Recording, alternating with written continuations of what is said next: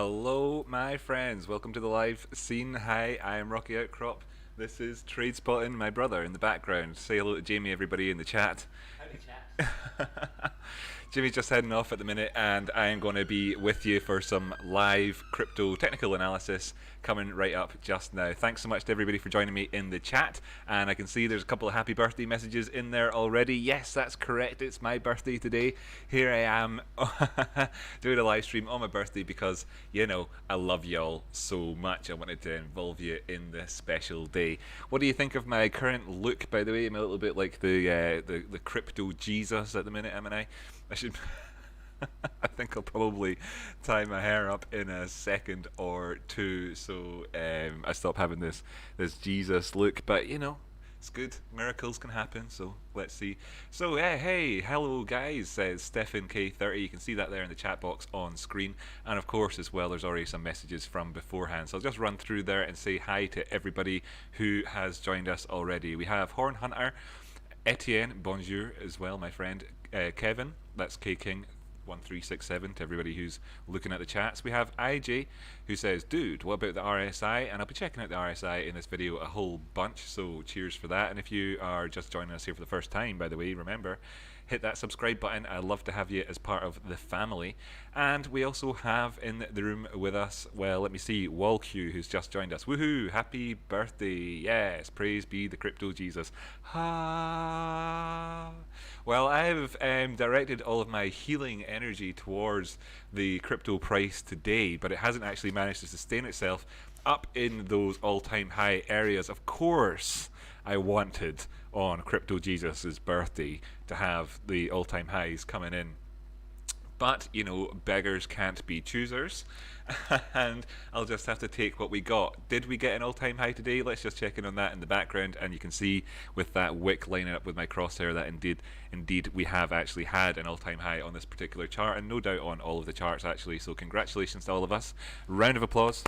Actually, not all of the charts, because we had, of course, BitMEX getting those crazy prices above 20k back in the day. But in terms of the majority of the charts, we're doing all right. Yay! Celebration dance from Trade Spotting in the background. And thank you so much, Kevin K-Doc. That's our other Kevin, who has donated 99 pence through Super Chat. Yes, buddy. Cheers so much. And that's a slice of birthday cake on there. I'll have that after I eat my traditional pot noodle or whatever later on. Just to keep that joke going. In fact, you know, since we started joking about that, I've not actually had any pot noodles, so gonna have to rectify that situation at some point. Yes, well, happy to have you all here. Thank you so much for joining me. Catch you later, Jamie. Catch you later. I'll see you in the live stream soon. Thank you so much. Happy birthday to you too.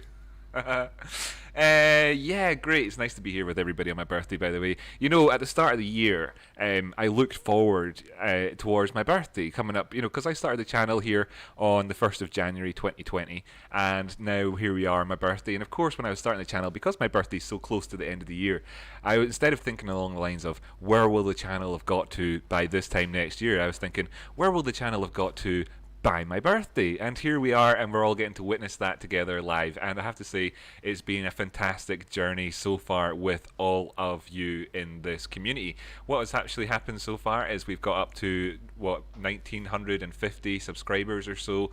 A real solid community there growing, and of course everybody in it so far is an absolute legend, and I love you very much. So great, nice one. Not sustainable though, in my opinion. I would rather see a more gradual move, says Kevin. And that's exactly right, and we will be talking about that in today's episode, of course. Actually, up behind me at the minute, you can see, as we do this little intro chat, I've got the monthly, I almost said 1 month, but yeah, whatever, the monthly chart up behind me, and we can see that I've actually positioned this so far with the Bollinger Bands here front and center on the screen and the visual order, so you can see this white line crossing through there. Now if we just actually kind of make a rash assumption, because, you know, and we could do the maths to figure this out, but I don't think any of us can be particularly bothered right now.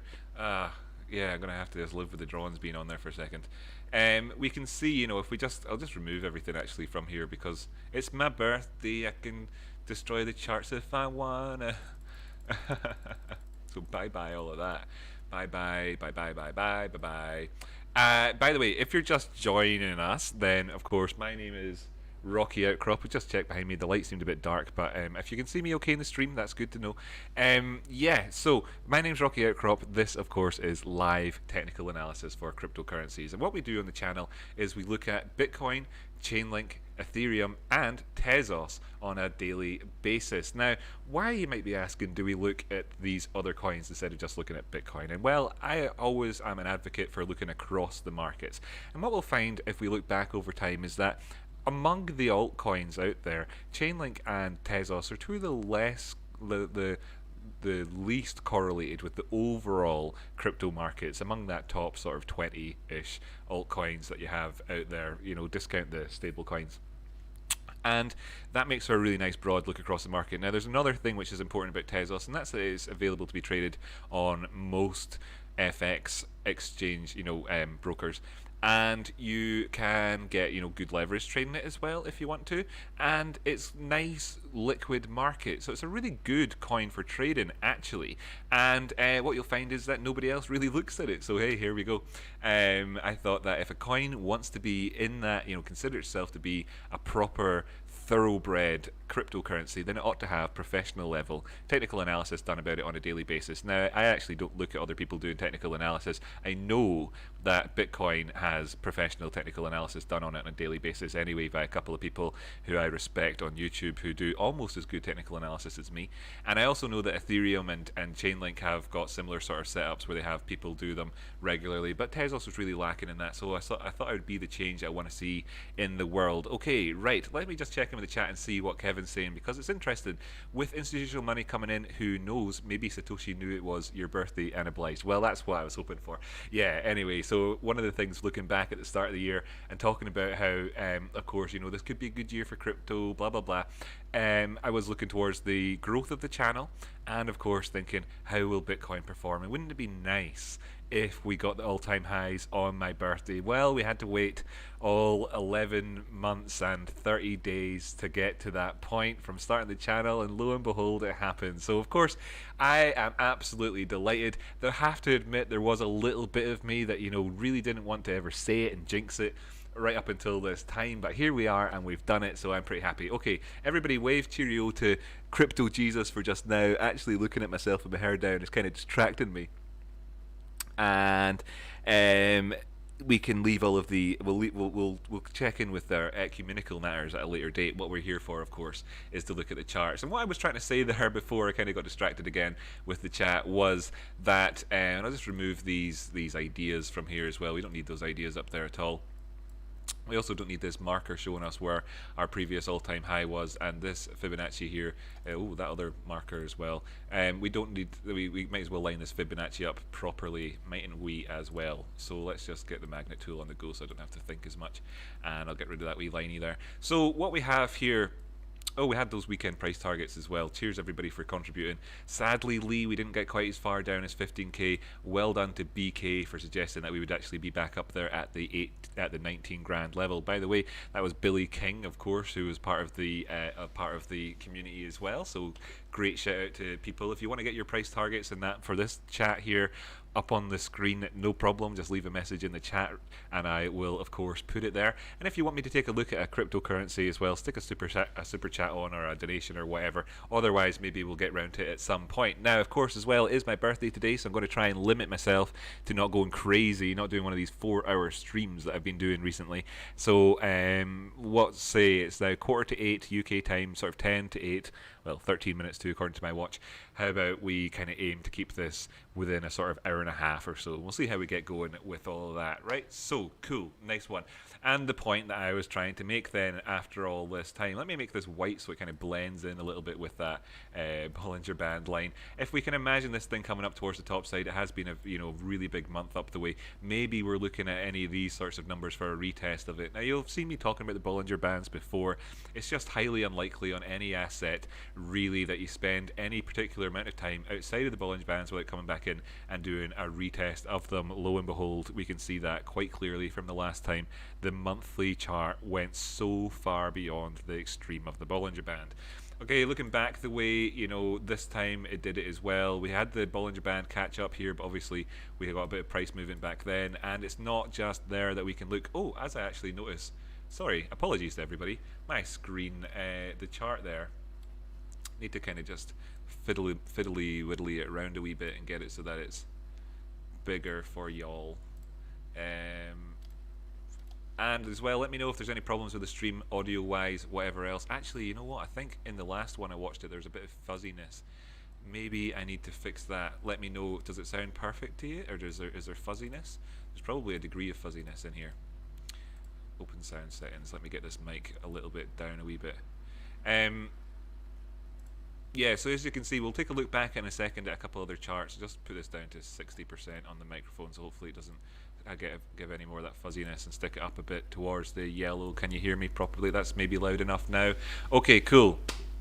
Great. We have user 496 joining us as well. Buddy, if you have joined us for the first time, make sure you hit that subscribe button. I'd love to have you part of the community. And of course, if you are a member of the community already, then welcome back. I have to admit, I don't know the names of every single 1,954 subscribers that are currently on the channel, but I will endeavor to learn as many of them as I can, and you can do that by introducing yourself here in the chat room to everybody. We have a bit more chat coming in as well as we look. By the way, hello to Jacob Demont, or Dement. Big day for you and Bitcoin. That's what I'm saying, buddy. Isn't it fantastic? I'm super happy.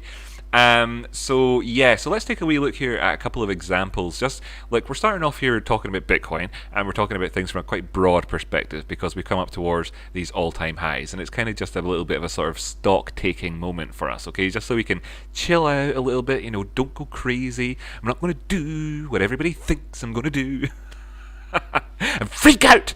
No, instead what we're going to do is just start off nice and calm, right? Because what we do on the channel, by the way, as well, if you're just joining us for the first time, is always FOMO free, greed free technical analysis, and it does rub off on you eventually, and what you'll find is that you become a much more consistent trader over time. So let's take a look at a couple of randomy charts just to put things into context, shall we? How about we take a look at some charts? Let me just go to if anybody wants to suggest, what we could look at for going back in time and making a comparison here on the monthly chart, then cool. How about we take a look at the FTSE? That is an index of the top 100 UK companies, and this is the monthly chart for us. Now, what we can see here is, obviously, looking at this, things have been rather rubbishy for the UK economy, whilst you're looking at having all those heady highs over there in the US. And incidentally, if we look back the way, as the sexy police go outside, of course, they're looking for me, but they ain't going to find me in a hurry. If you look at this sort of comparison, by the way, you can do this if you want to, between the US economy and the UK economy. Look at how wonderful the UK economy is doing compared to where it was at the turn of the millennium. The UK has managed to capture a whole, let's see, 13.96% growth since the highs at the turn of the millennium. 13% growth over the last 20 years. Well done, United Kingdom. And where are we now compared to where we were in the year 2000? Oh, look at that. We're only down 20% from where we were back then. Anyway, the point I came here actually to show you, instead of kind of laughing about how terrible the UK economy has been for such a long time and how badly managed it's been, especially under Tory leadership, which is a surprise in a sense because you'd think they'd do well, is I came here to look at the how the effect happens when you push outside the Bollinger Band at any given time, on any given time frame, yada yada. And you can see here the last example of it, when we pushed right the way down, came back up and touched it then thereafter, and you can see the extreme movement that we're kind of predicting in terms of the Bitcoin pricing, in terms of that sort of rough, just chucked it on the chart in 2 seconds line I drew on. You can see this wasn't actually reflected quite so much in terms of this, in terms of the depth of the movement here, of course, for this Bollinger Band. Obviously it's determined by the activity within that given month anyway. You can see here was another time we pushed outside of it. That would be the time after, the time before that. So we pushed outside of it in 2020 in the COVID downs. We pushed outside of it in September 2015. Can't remember off the top of my head what particular reason you want to give for the UK being crap then, but there you go. came back in, touched it, did the same over here. So I think when you look at charts, and it doesn't take it, I don't need to go on, this is going all the way back to 1987. So let's just take a look. Maybe back in 1980s, back in those days when we had huge crashes, we might have seen things happening. But there's other crashes, stock market, or the dot-com bubble in around this period. We obviously pushed out of that. The housing market crash, we pushed out of it, came back in again. This is just what you see. And let's just make a quick comparison to another economy, shall we, like the US economy, just for that crack. Let's just first off do a quick comparison between the US economy and the UK economy over the last 20 years. Bearing in mind that, what did I say earlier, that the UK economy is down near enough 20% from where it was, or more than 10 anyway, from where it was at the turn of the millennium. Take a comparison here with the American one. You can see it's up currently over 150%. Well done, Britain. Well done. Well done, Britain.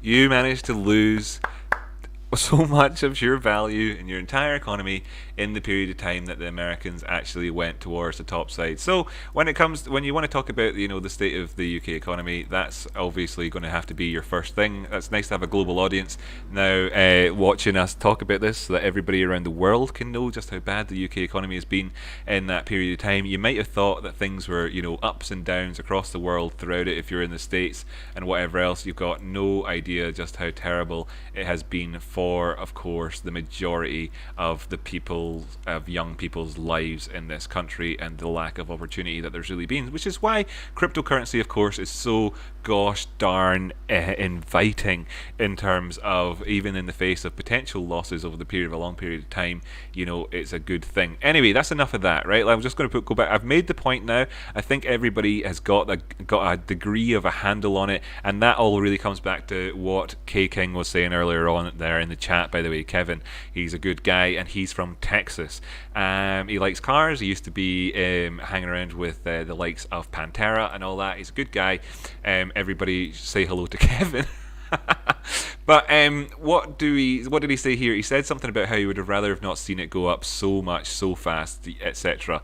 And just that's a sort of summary of what he said, and I think that kind of relates back to what I'm talking about right now. So we've done the monthly chart, but what we can also do while we're on the monthly chart, just to make things nice and crisp and even. Of course, don't be fooled. This bit of the Bollinger Band is my fake bit that I added on, just as a concept. So what if it went up something like that for next month, and we came back down and touched it? Where would that put us?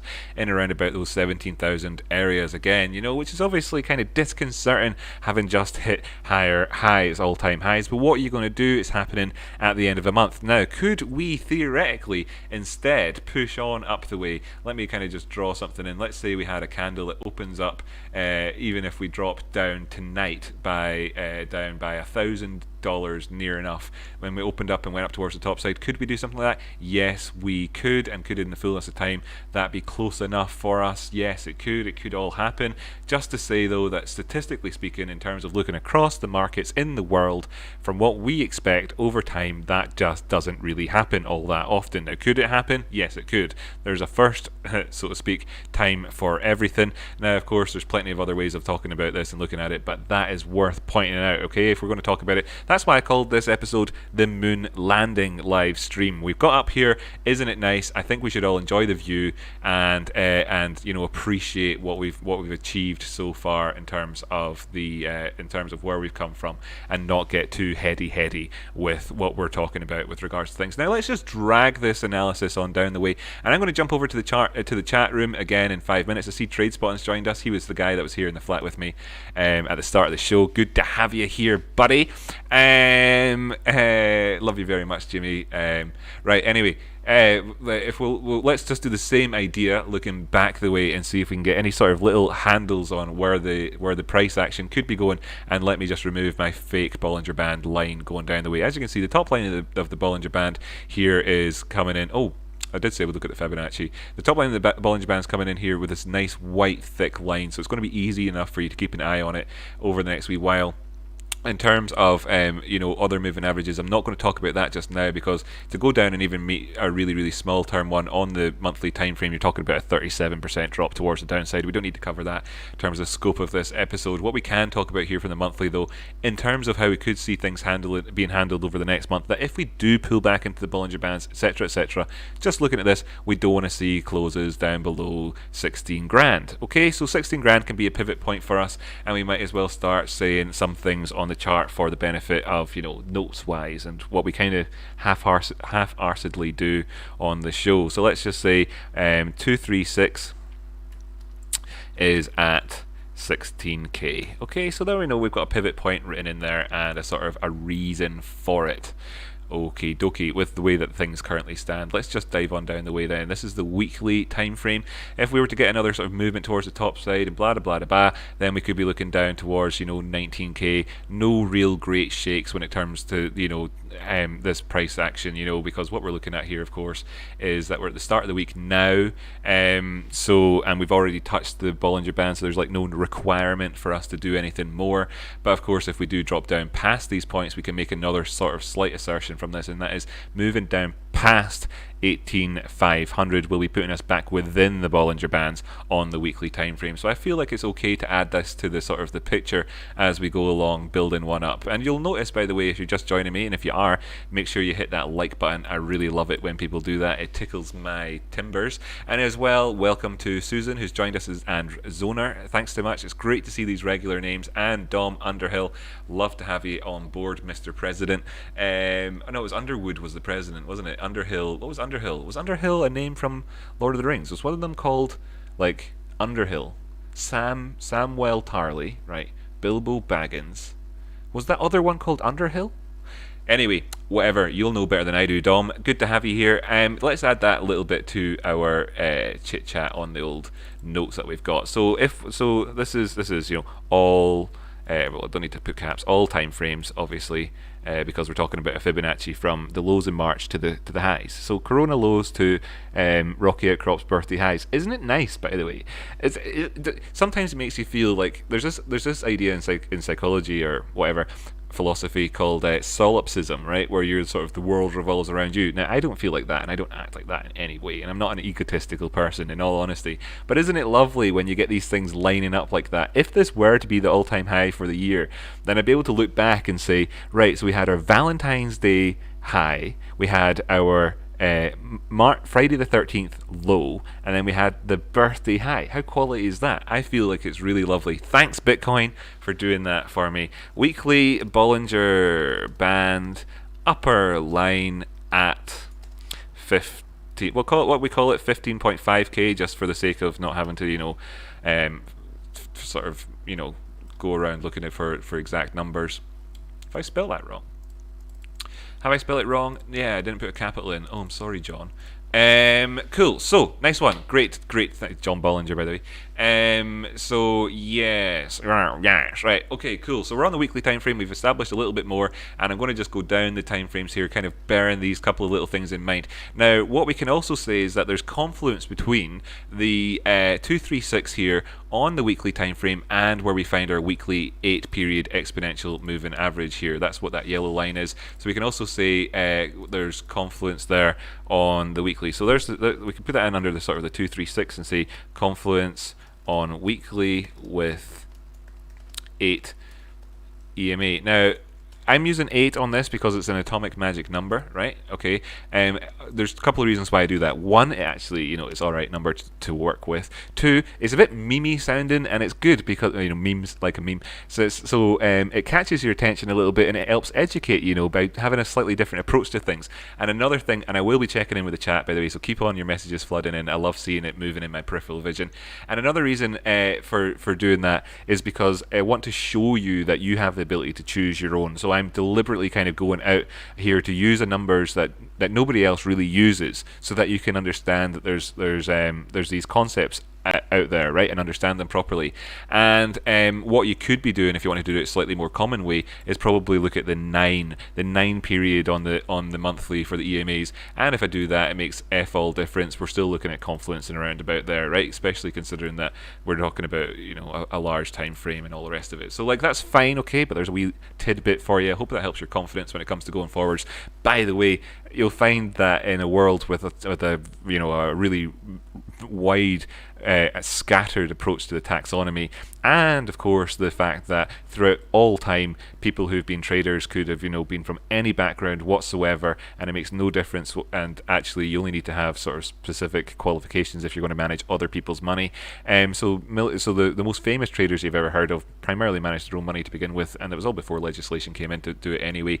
Essentially what I'm saying is that it's all made up, don't worry about it. Now I will have a course at some point where you can do that and become expert. Just want you to know as well that don't ever let anybody shame you when it comes to your knowledge or your use of the language. And if you trip up and say something wrong, who cares? I regularly see people on YouTube do that all the time who are very famous names, such as Tony Vase, Crown, Mitch Ray, all the ones who I've got a lot of respect for. Those are people who I specifically respect, I just mentioned, rather than going and making it seem like I'm chucking people under buses, right? Okay, so everybody does it, including me, so don't worry about it.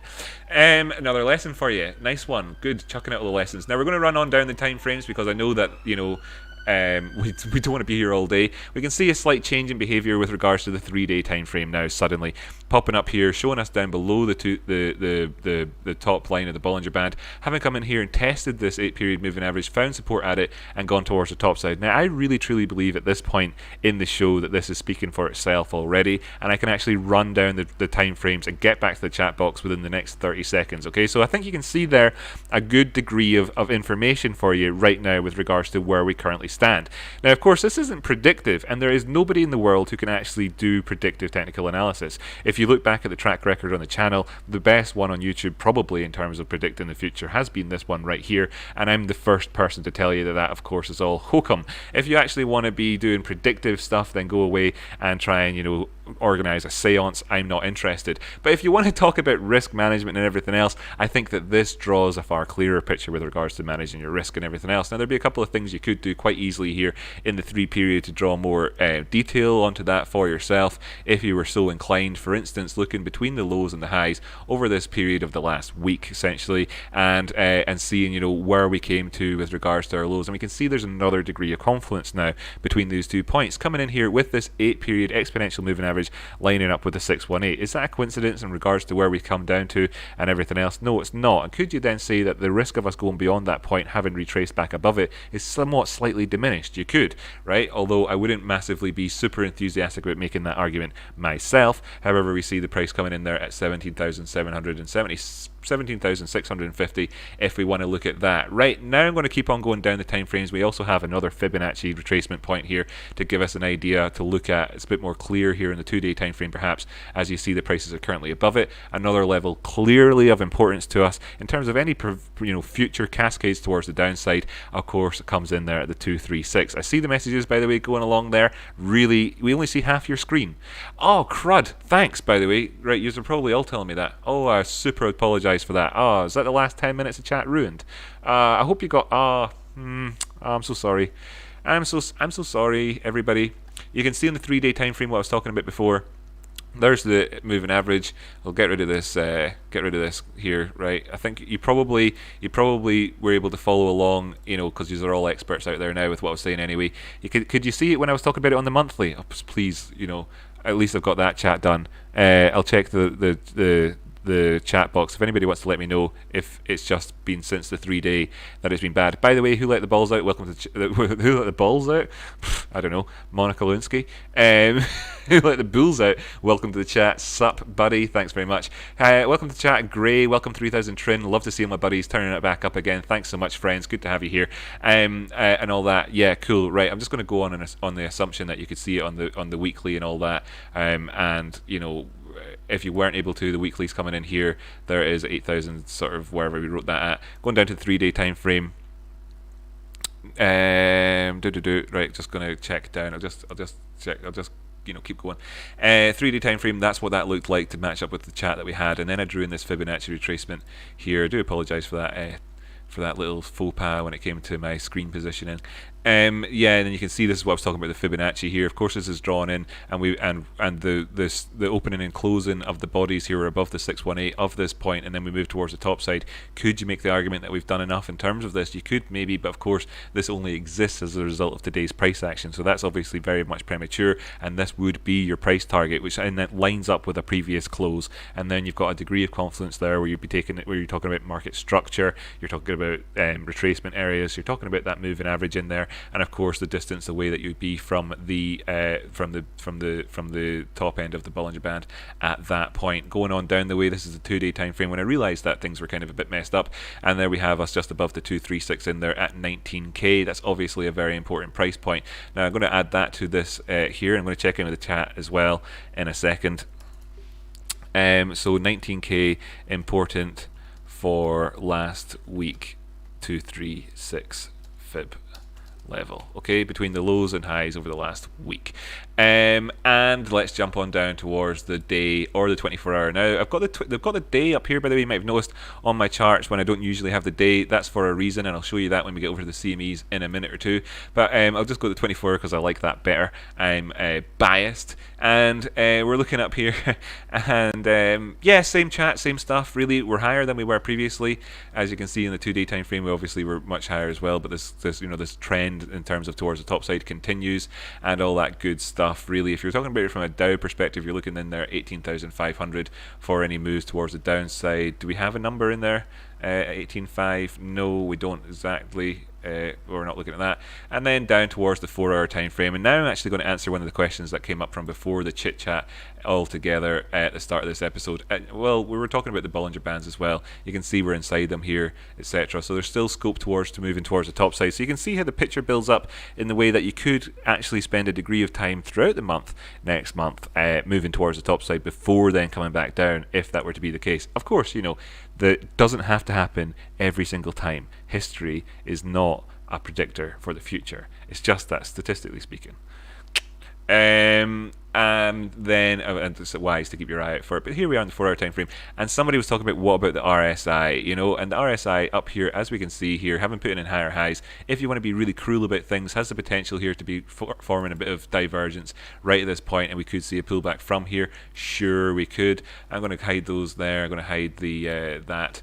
I'm going to leave the VPVR on the screen. By the way, just look at it yourself. I don't think it. Oh, you can't see it. Not even going to talk about it then. It's fine. There's nothing to be said about it. Pardon me.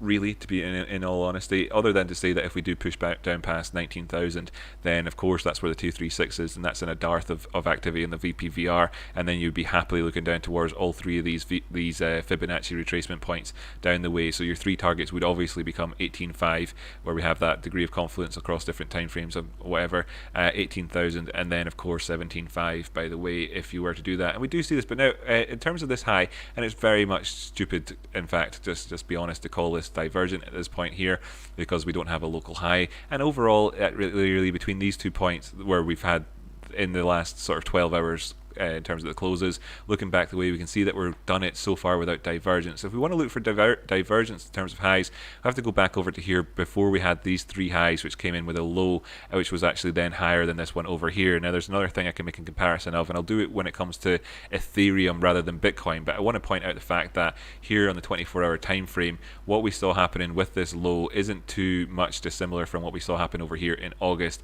in that we came down after a big move towards the downside and put in a higher low overall, having had the divergence and the run up towards it, and then we bled off. So we had that divergence, we bled off, and we're coming back up. Instead, now we're going to have to look towards things like swing failures. Now what we actually have at the minute is a swing failure point possibly coming in for us in terms of this crap, right? So you see that we're currently higher on the 24-hour time frame. So long as prices actually remain above 19,384 for today, is that right? Is that what I just said? Is that right? No, what 19,132? Then what you're looking at is, of course, bearish divergence here in all of these oscillators. But this is also a second thing called a swing failure. If you want to use Wilder's interpretation of that. Now this has evolved as well. Subsequent people, can't remember what they're called, like Donahue and other people that have written other books.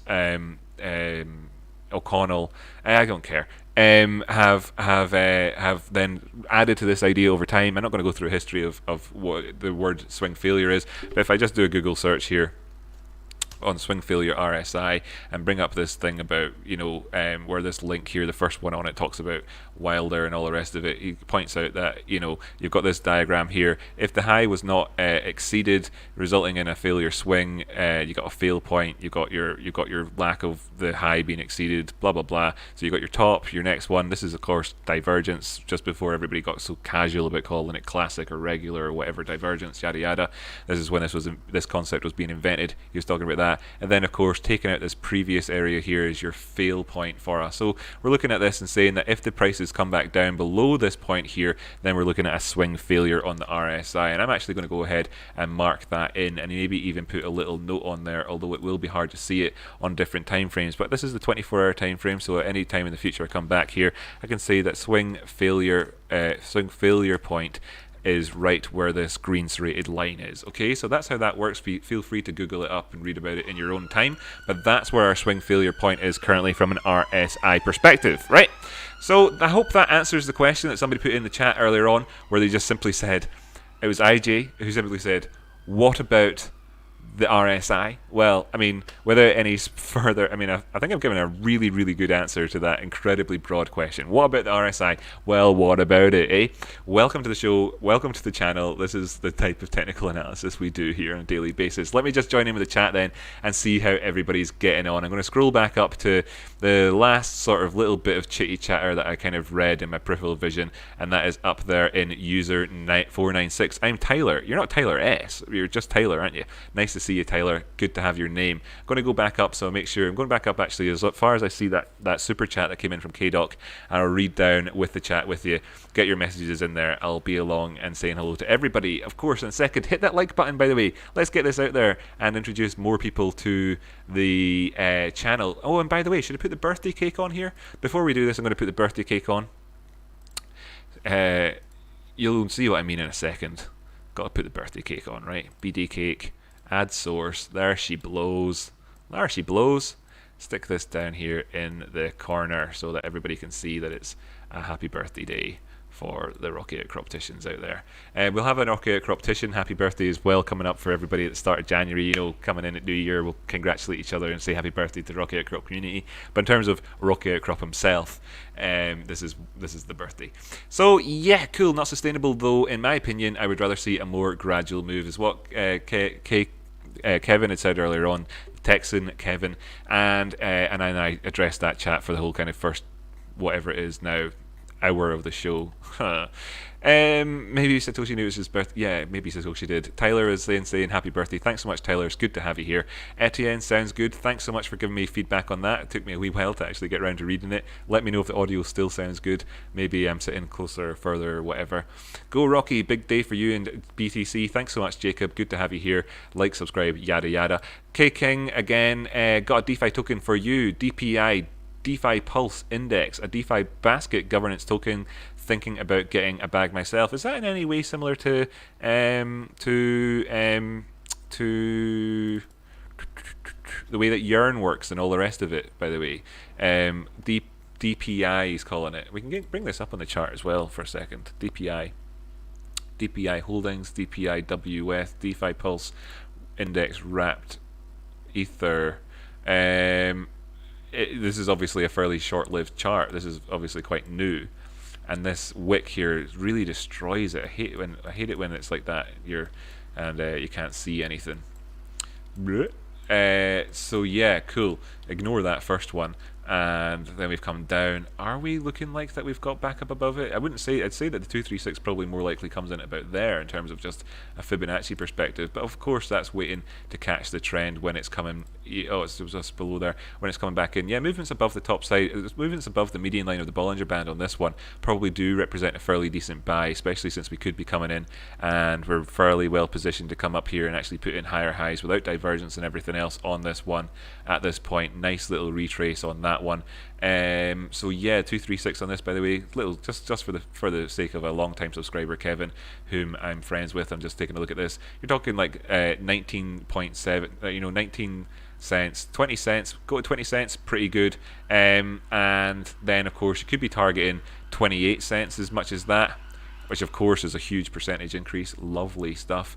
Thanks for the shout out on this one. There's an opportunity perhaps waiting around the corner. Of course, I'm not going to go on full blown technical analysis on this. I'm purely doing it from a very brief Fibonacci perspective point of view. Come down here, turn around at the 618, easy to manage risk position, you know, just making life easy on ourselves. Let's talk about it as if we had a long here, and we're looking at that, and we could stop out with a 5-to-1 risk to reward ratio, just taking it even up as high as the top end of the Bollinger Band, for instance, there, and still be back down below the previous wicks over here. Super easy to manage risk position. That's super easy trading, brought to you by Rocky Outcrop in association with K King 1367, ladies and gents. Zooming on down the chats, then we can see Trade Spotting is in there as well. Thanks very much. John Cartered myself from stream to the chat. Yes, you did. Nice to see you interacting with each other as well. And of course, hi again, Zoner and Susan.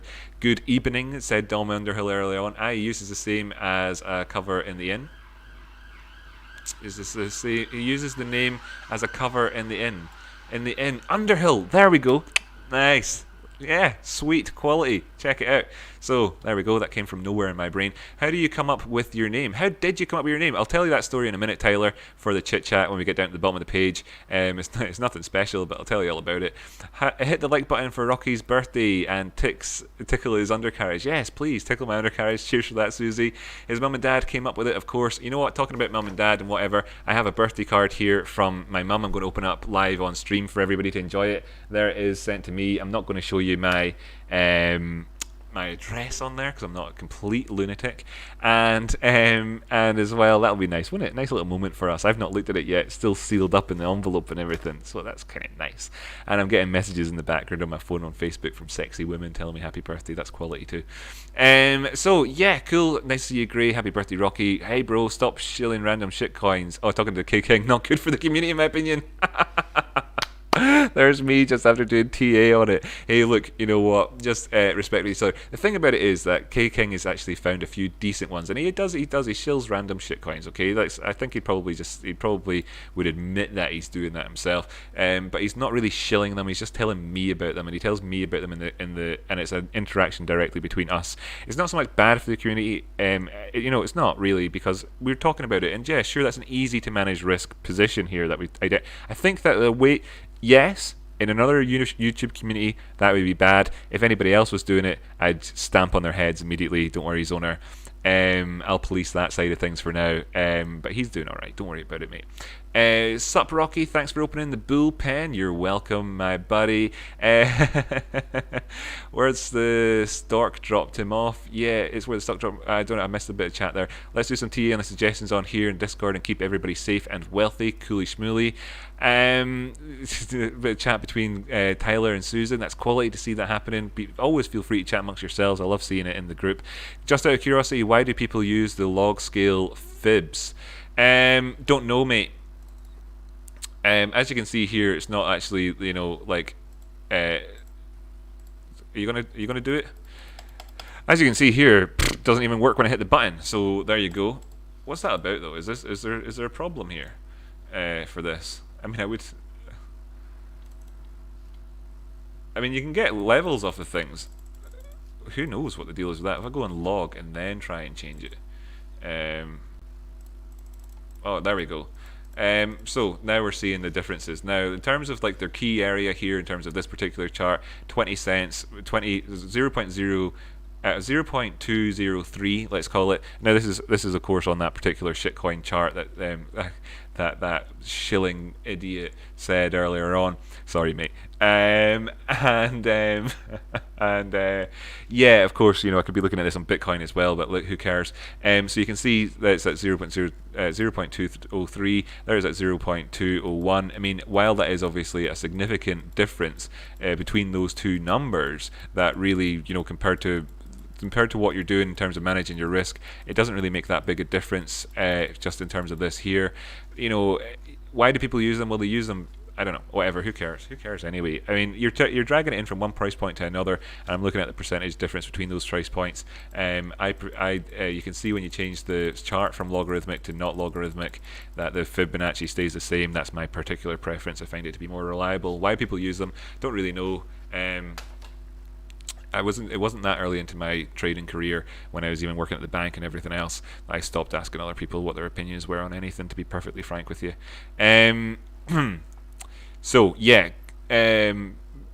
yeah, but I'm totally, if you find an answer to that, let me know what people are saying about it. I don't particularly mind though. Wouldn't do that, Zoner, but thank you for your opinion. Yeah, good, see, handled well, water, ducks back, all that stuff. User Alessio Rastani, somebody said, well, Alessio Rastani, if you just chucked that out there because I said at one point in this episode that people make mistakes and don't be ashamed to do it, let me just be very clear. Alessio Rastani is consistently inaccurate in the taxonomy that he uses. He uses it wrongly a lot of the time. For instance, when he talks about gaps or how to measure things or basically anything to do with technical analysis. Now, the guy's got 250,000 subscribers on YouTube and very, very popular, is successful, makes a lot of money. So you tell me how important accuracy actually is anyway. So I think I kind of covered that all the way. Yeah, Alessio TradeSpot, he's the one that does in his car. We can only see half of your screen. I think that was ages ago. Right, cool. Let me just then actually tell you what. I'm going to see that people have said happy birthday. Zach, nice to have you back. Zach, let me see if I missed anybody's name, right? Because if you've missed anybody's name, I'll give them a shout out. No, everybody so far, Jacob, Dom, 3000 Trin, you've all got yeah, we all know what we're doing here. The cake is behind your logo. Move it over so we can see it, please, says Tyler. How about that? Is that better? Is that okay? I could put it somewhere else, but let me see. Oh, cool. We've got somebody who's got a completely impronounceable name. RDYBDAHL11. Yeah, I feel like you probably just typed that name out in a moment of typing joy. What do you think about Tezos? I make $500 a month staking, but not sure where it will go. Wow, fantastic. Good to have somebody who's obviously a fairly big player in the Tezos community coming along here. We will certainly be taking a look at Tezos. Maybe I'll just jump to doing that next. I did want to look at Ethereum next because that's kind of the usual order of things, but who cares? It's my birthday. That's my birthday cake there. It's a gift. I eat gifts for my birthday. Gifts for my birthday. You would eat gifts too if the internet happened to you. Da da da da dum. Great, cool. So let's see the latest chat then. We have the important thing to remember is if you do the fib on the log scale to check settings and change the fibs to log scale with that little button. That's what you do. That's what you do. Right, fair enough. Right, cool. Okay, so that's how obviously then that works. But so that's how that works. Right, great, nice one. Rocky made me fall in love with Tezos. Aww. Okay, cool. So first off, how did I get my name, Rocky Outcrop? Well, I'll tell you.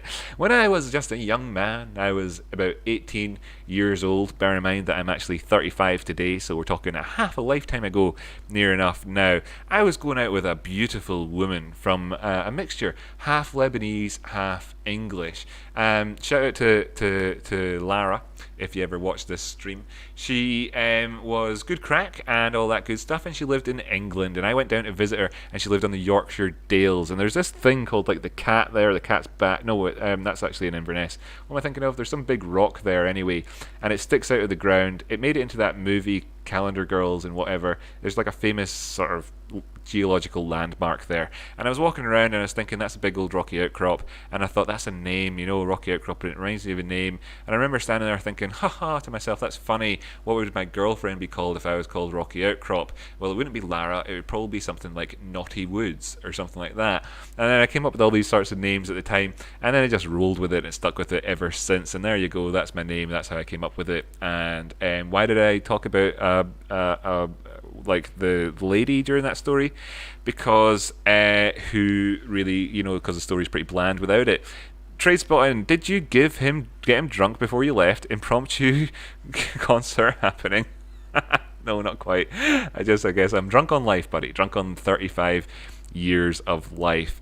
Sagittarius Rock, my fellow yes, Maddie, yes, buddy. Although I was almost duped recently when I heard that news about the about that, you know, the 13th horoscope and how it would push us over and out, and we'd be that 13th one probably. Whatever. Right, let's jump on over then. We were talking about, what did we say? XTZ, because my buddy RDYBDHL 11 asked for it, essentially.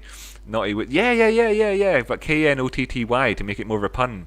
So like naughty, you get it, you see what I'm saying. So then obviously I highly entertained for a while, and just kind of then, and I was walking around on my own. I was walking her dog for her. She never thanked me enough for walking that dog. I walked that dog good. I was walking her dog for her out on my own, and then I just started kind of introducing myself to. Was on my own when I got back to the house. Started calling myself it, and went a bit nuts on it. I've been nuts ever since. Cool, right. Great. Anyway, one day I'll meet a Naughty Woods. Right, sound. So let me just go over to Tezos. If I bring up my, you can see the VPVR, I suppose, if I keep this box thing open. So maybe I'll do it that way. Whatever. You can't see it on your screen, but on my screen I've got that panel open where you get your favorites. Let me scroll on down to where I have Tezos living, and we'll talk about that. What do I think of Tezos? I think that Tezos is a good coin, right? And all that. Now, is that really based on anything that other people think it's good for? I don't know. For instance, I don't particularly think much about the things like that other people think about when it comes to the team and whatever else. Now, I've seen Kathleen and your man, the Brightman, what's his first name? Andrew? I don't know. Talking on various things on the internet and YouTube and stuff like that before, and I think they're both very bright and intelligent people, and that's good enough for me. What do I think about the coin from a fundamental point of view? I really think it's good that it's got this governance on chain. Fantastic. I think that in terms of the problems that we see with regards to like Ethereum, then also like it addresses a lot of them. I think there's a lot of good things about it, and I think that the future's bright, for it, because we've got things coming on board now, like DeFi. So there's plenty easy arbitrage opportunities for people to trade between. Tezos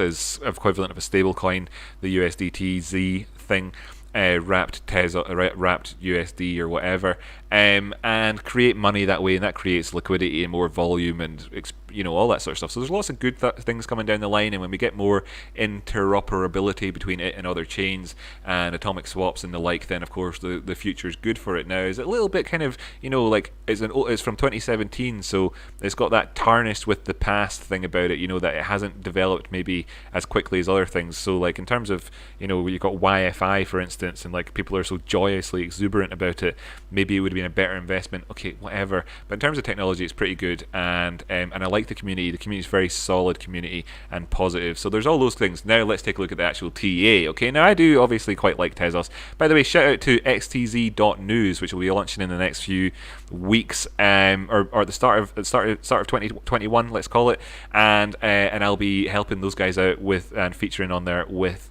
technical analysis. So shout out as well to people like Roz and stuff. Oh, welcome to the chat, Andrew. Good to have you here. Absolutely good to have you here.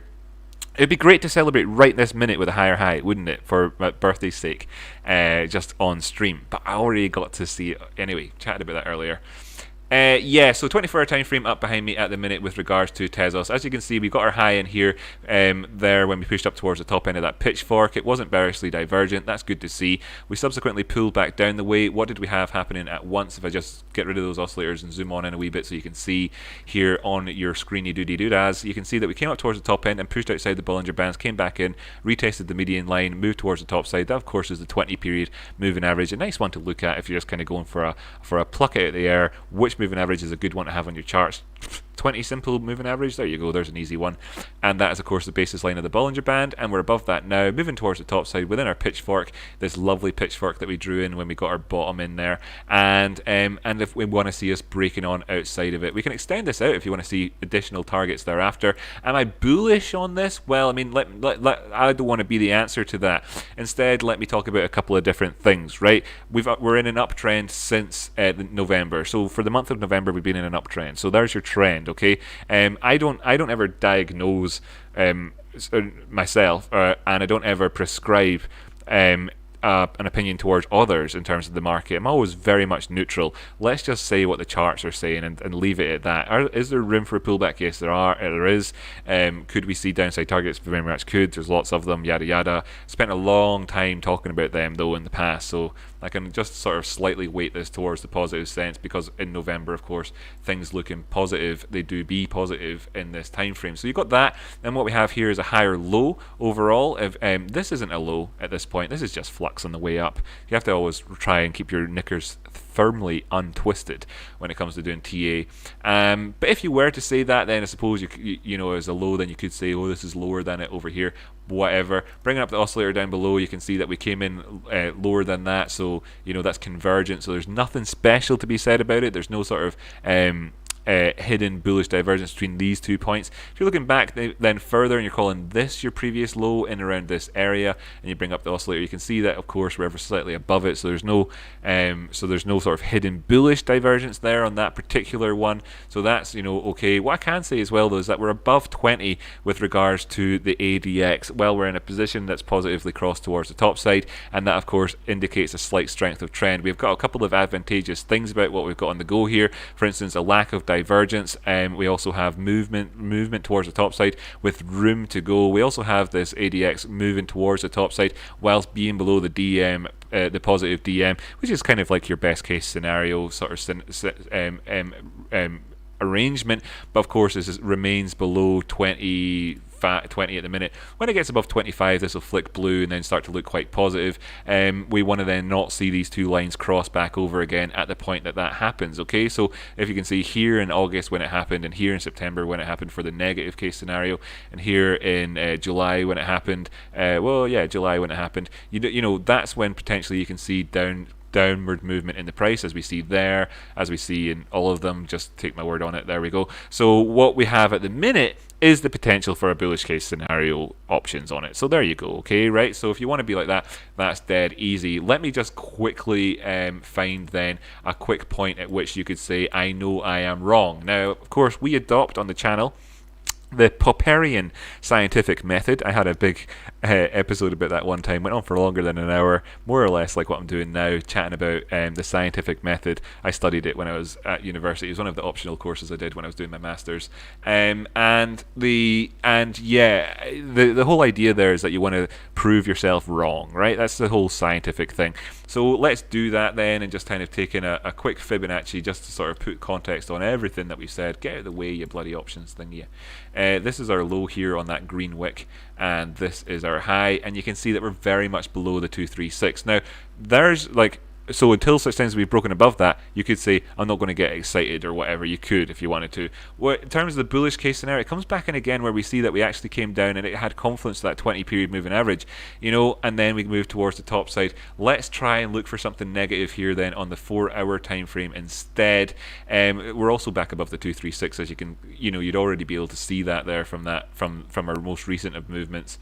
I'll just do it again anyway for the benefit of people who haven't done this a billion times in their life. As you can see quite clearly here, and we came up and we hit the 50%. Now Dow would say that that's a decent area for a pullback, but of course so long as we remain above the 236 on this one, above $2.30, then we're doing happy. Now what we really talked about in terms of recent targets for this thing and all the rest of it are of course numbers along the lines of sort of 250, 230, you know, and then moving up towards the top side you're talking like 280, and these are the sort of things that we talked about for quite a while. And of course we were up here at 280 the other day and whatever. If you wanted to look for an area which is just an easy target to have in mind, you'd be talking about the 618. So the 618 on this one comes in at and the golden pocket comes in at about 266. Right now, all of those movements, I have to admit, buddy, by the way, for for the guy that looks like he's called Roald Dahl, but he isn't. Tell me your real name, by the way, so I can. Oh, hey Lee, good to have you here. Hit that like button. Thanks to see you. Good to see you, buddy. Hope you're doing well. Happy Tuesday morning. It's not my birthday in Australia anymore, but it's still my birthday here. Did the all-time highs come in on the 30th of November for you, Lee? Let me know. I think they must have done, right, in terms of the time split. It's hard for me to just work it off the top of my head. You'd know better. Was the all-time high that we just had in terms of Australian time, oceanic time, let's call it? No. Yeah, is that right? Yeah, oceanic time, we'll call it. was that on the 30th or what? Let me know. Your real name's Rich. Cool. Brilliant. Love the name Richard. It's a really good name. So yeah. So really really good name. It's one of my favorite names. Second favorite name that you could possibly have as a male. For good reason. So yeah, that's where you'd be looking to. What was I talking about again here? Does it really even matter? Oh yeah, 266 would be your target at this point. Lost my train of thought there. Anybody wants to remind me, you're welcome to. Doesn't really matter. Oh yeah, you were talking about, if we had a movement up towards 266 from where we are right now, the price is 248. Let me just kind of push it in there and measure up towards that. Then you're looking at, of course, 6.7%. So that's your year's worth of staking rewards handed to you in the period of a week. Now, of course, it's up to you how you decide to manage that position. But of course,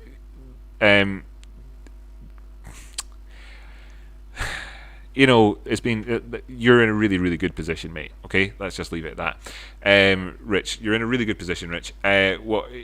Overall, with a coin that's paying you $500 a week in terms of staking rewards, that's obviously at current values. So since this is 250, then you're getting 10 would be $25, 100, 250. So you're getting about 200 Tezos a week. So you've got plenty of XTZ to kind of play around with in terms of managing your own trading. Free, if you like, that you could learn with if you want as well. And that's what that was my first thought when I said you're in a really good position, because you can of course learn all of this yourself and take one of those weeks where you're getting that profit, which is of course at 150 to a 50 seconds, 1.7% of your year's earnings adds up to $500. Learn to trade with that, buddy. Learn to trade with it. Very, very low risk position to be in. It's a good thing. Okay, cool. Going to catch up with the chat there because I want to, right? We've kind of covered Tezos for now in terms of what we're looking at. There's a few other things we could look at. 1 hour time frame. We've got this movement towards the top side. Get out the oscillators down below. We see it's not divergent. That's good to see. So we're kind of getting a little bit of a nice story across the different time frames. Then go up towards the broader point of views. Hide all of the drawings. And we can see here that we're below the basis line of the Bollinger Band. Movements above 262, 260s area. Very, very good for us. Where did we see that 266 sort of number before? If we see the prices getting up towards 266, where did we see that before? Just 5 minutes ago. I'll leave that with you to answer that because obviously it was quite obvious at the time. Then your next target towards the top side could be 380. If you were looking at it from that point of view, then you're looking at getting 60%. So potentially 10 years worth of staking rewards in the period of the next month or two. I don't really know how you want to manage your own positions and with regards to all of that. In terms of bearish case stuff, do we have anything? Oh, look at that bit of hidden bullish divergence in the 4 hour time frame between this low here and this low here. As you see, damn it. This low here and this low here. What you see here as well is actually that we had a swing failure point on the go. Now I mentioned this already with regards to Bitcoin, so this is your most bearish case scenario thing, right? You want to know the most bearish case scenario thing? This is it right here, and it's obviously quite a difficult thing to find in terms of technical analysis on the charts, because obviously first off you need to know how to use the RSI, and you need to have read your man's books about these new techniques for technical analysis, or new whatever he's called it again, and you need to do all of that stuff. And then you get to the point here where you can say that there is often a thing called a swing failure. So we had this high coming in here, and then we had the prices moving towards the downside. Now this is obviously as well already technically played out to an extent, and ties in nicely in terms of a degree of confluence for us for moving back towards the top side. So as a caveat on what we're saying, but here's a wee education for y'all. Happy birthday to every single person out there in the world, by the way. It would be great. They've got 2,000 subscribers near enough, so somebody must be sharing the birthday with Rocky Outcrop. I would love to know who you are if you're out there. By the way, welcome to the chat. XRP is Gold Steve. Good to have you here among us. And yeah, everybody who's tuned in, I'd love it if you hit the like button, push it out there, get more people watching the video, and of course, if you're joining us here for the first time, subscribe, because I get to say hi to you, and as well, leave a comment in the chat if you're watching along. Don't just lurk. Get involved in the community. We love to see you. Everybody is so friendly. It's unreal. So you're looking at this point and you're saying the prices have come up here and they put in a high, and at this point they put in a high and it was lower than the previous one. Therefore, you can look back to your previous low area, and at this point here, this is just flux. Okay, we've learned this enough times. I've shown you enough times really overall. If you want to call it that, this is your previous low. That's why I made the contrast in terms of hidden bullish divergence between these two lows over here. And what we see is we took out that low here in the RSI, and that means then you could say that we could have been looking for potential further downside price action. Now, because of the structure that we have here, we actually were able to come all the way down and push past that swing failure point here. This is the failure point in terms of the swing. We pushed past it towards the downside and actually managed to then still put in a higher low, so that's a good thing in terms of looking at all of this, because this could have easily been a different way. You might have been looking at that and being lower, and then you're breaking the structure. So we've kept market structure in place, but then we start to move towards the top side. However, a rejection from the 266 area, going back down the way and taking out this low that we've just put in here, would then make this look like it isn't actually a local high at all. This isn't actually a local low. This is just this flux like we saw in here. This isn't actually hidden bullish divergence, and you have your swing failure points. And that's your most bearish case scenario thing when it comes to XTZ,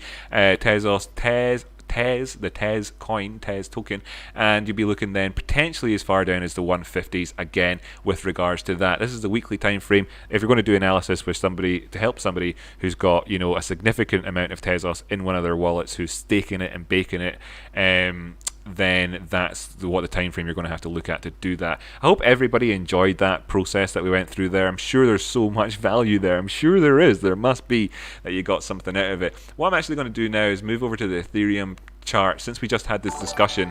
Oh, I got somebody just said something. Oh wow, 3,000 Trin, $5 through super chat. Happy birthday, Rocky. Let's check out KSM. Maybe there was me about to go put on the Ethereum chart. Let's check out KSM. Maybe. I'm not sure if I've ever heard of this one. You're not talking about like you know, the strategic municipal income. You might be. I doubt it.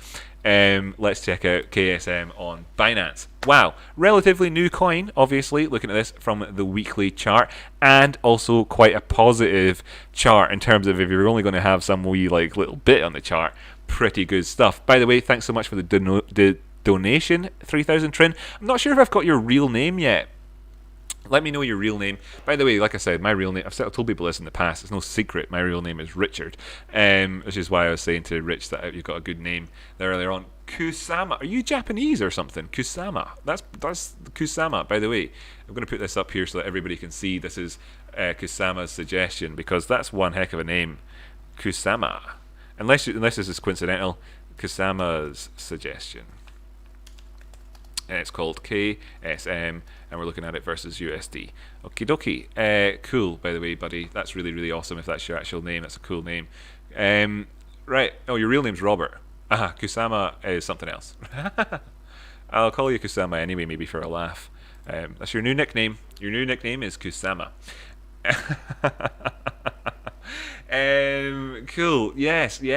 So what we're looking at here is, of course, a decent enough looking chart for something that's brand new. What we're looking at is, of course, nothing on the oscillators down below. Obviously, this is, you know, signaling that there's not enough life on this thing to really do that. Let's jump down towards the 3-day and they'll start appearing. As you can see, of course, as well, we've got well, we actually do have some information for us here. We have this upward movement strength of trend. Now, a little bit concerning, of course, that we've crossed this at this point, like I spoke about before, so everybody who's been watching along so far is aware of like the dynamic that exists here as we're doing this. I would then temper that by saying that, you know, it's still above 20 at the time. We're in this movement towards the top side, very much just moving away from each other. It didn't happen around 40. Let's dive down the time frames and see if we actually, you know, we can build this up at any point and see it coming in around 40. So yeah, in the 4-hour time frame, it did around about 40, and then we'd move towards the downside. You can see when we go above 40 here, as you can see quite clearly on the charts, let me know if you can't, then this is when you often see turnarounds. Bring up the 4-hour time frame, you see this happened. Still trending towards the top side without having put in any lower lows. We did get bullish or bearish divergence between these highs on the 4-hour.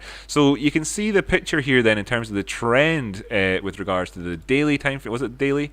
No, but this is, you know, this is like the interim picture is what you see in between when that happens. In terms of the 3-day time frame, you know, you see how that then has that effect. Now, of course, this could obviously still then just burn out towards the top side.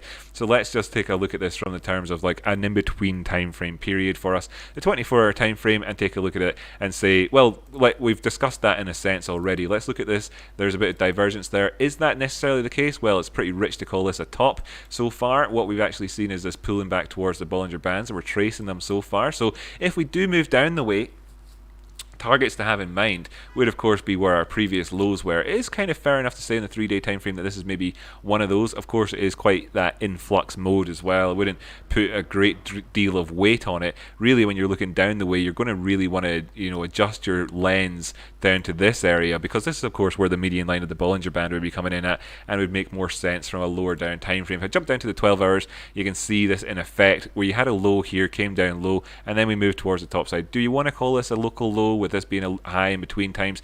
Well, okay, if you do want to do that, you're going to have to acknowledge that we had that bearish divergence there that didn't really play out, as we're seeing bearish divergence on the higher time frame. So it's kind of like a kick in the can down the road thing at the minute, which is fine because we're moving in towards the top side, and it's obviously been a bullish market for quite a while with regards to this coin. We're looking back to October, nice healthy movements towards the top side. So let's structure this in terms of like the Fibonacci to give us an idea about where we could keep an eye out for if we did need to pull back the way, and we can see that that comes in at 47. If I jump up towards the 3-day time frame or the 2-day time frame, well, actually see on the 3-day time frame that lines up where the Bollinger Band will be in around about that area, so we could obviously test it from a longer period point of view, maybe giving you a decent entry if you were to look to try and front run any moves towards the top side, any turnarounds here on this.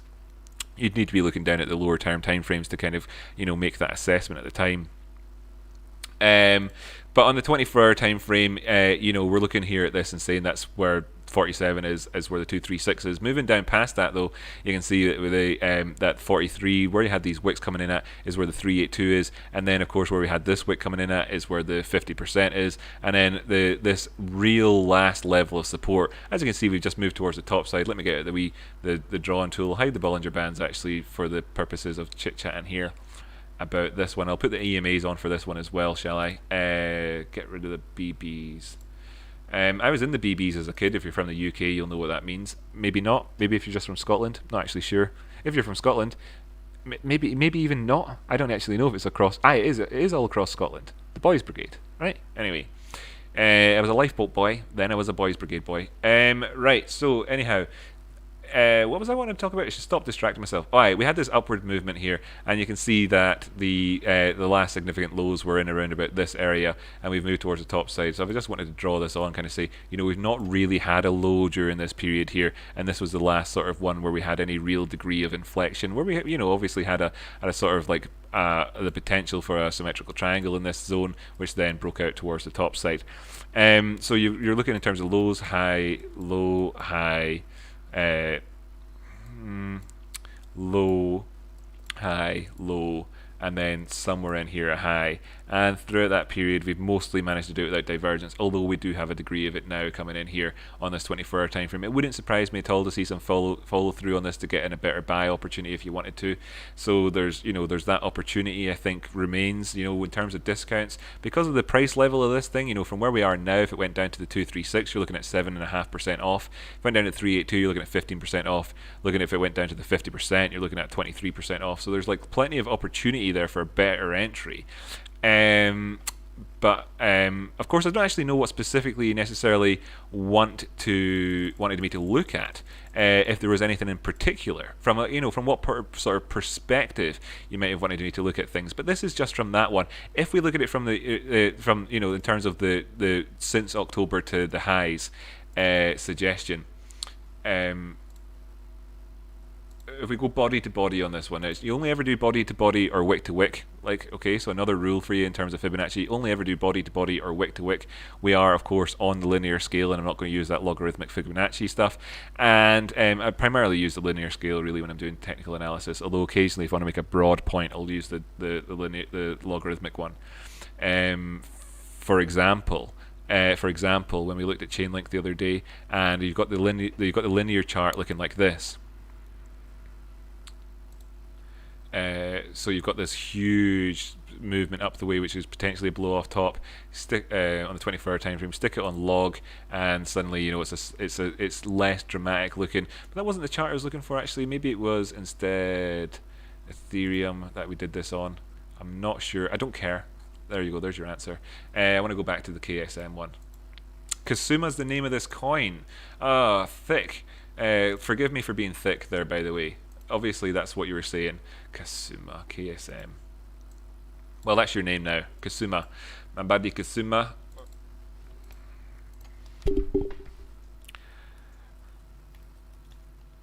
or Robert coin, as it's known amongst people. We've moved past the 618. Good stuff. Are we finding resistance at these in between areas? If you're going to look for any in between ones, then look towards the 786 as your first sort of port of call. Now, of course, the 786 is like the square root of the 618, and then the next one that people like to do is, of course, then the next one from that, which is of course 886, and these are the two levels. We've made it up to the 786, and we're finding resistance at that particular point, and we can see that we got close to the 886, didn't push past it. So your top side price targets, if you want to have some in terms of wise profit taking targets, potentially could be these three numbers right here, just in terms of coming back up to where we had our body at. This, of course, from the body to body perspective in terms of the Fibonacci. Now, what I actually prefer to do is look at it from the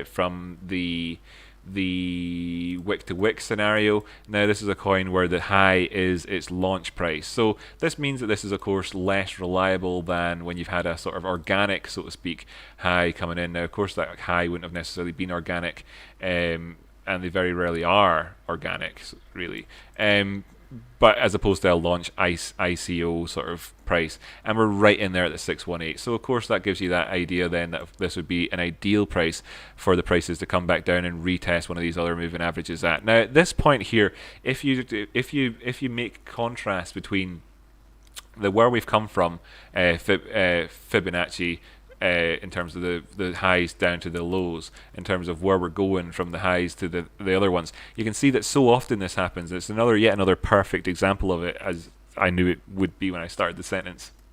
Whereby if we pull back from here down to the 50%, you'll see that level has confluence with that 236 that we already spoke about. So you're getting doubling down here. Doubling, it just keeps doubling and doubling and doubling. Is Roz in the house? Shout out to Roz if you're watching. Ross, by the way. Don't know why I say Roz sometimes. Ross. And you can see there's that confluence there. So if you wanted to have a sort of ideal entry point here for a low risk management long, then I suppose you could come in with it at that point if we were to retrace. I'll just stick the Bollinger Bands back on for a quick second so you can see in terms of this. Well, of course, we'd still be within touching distance, I suppose. In terms of the lower levels, yeah, we got a bit kind of sort of confluence in there, sort of.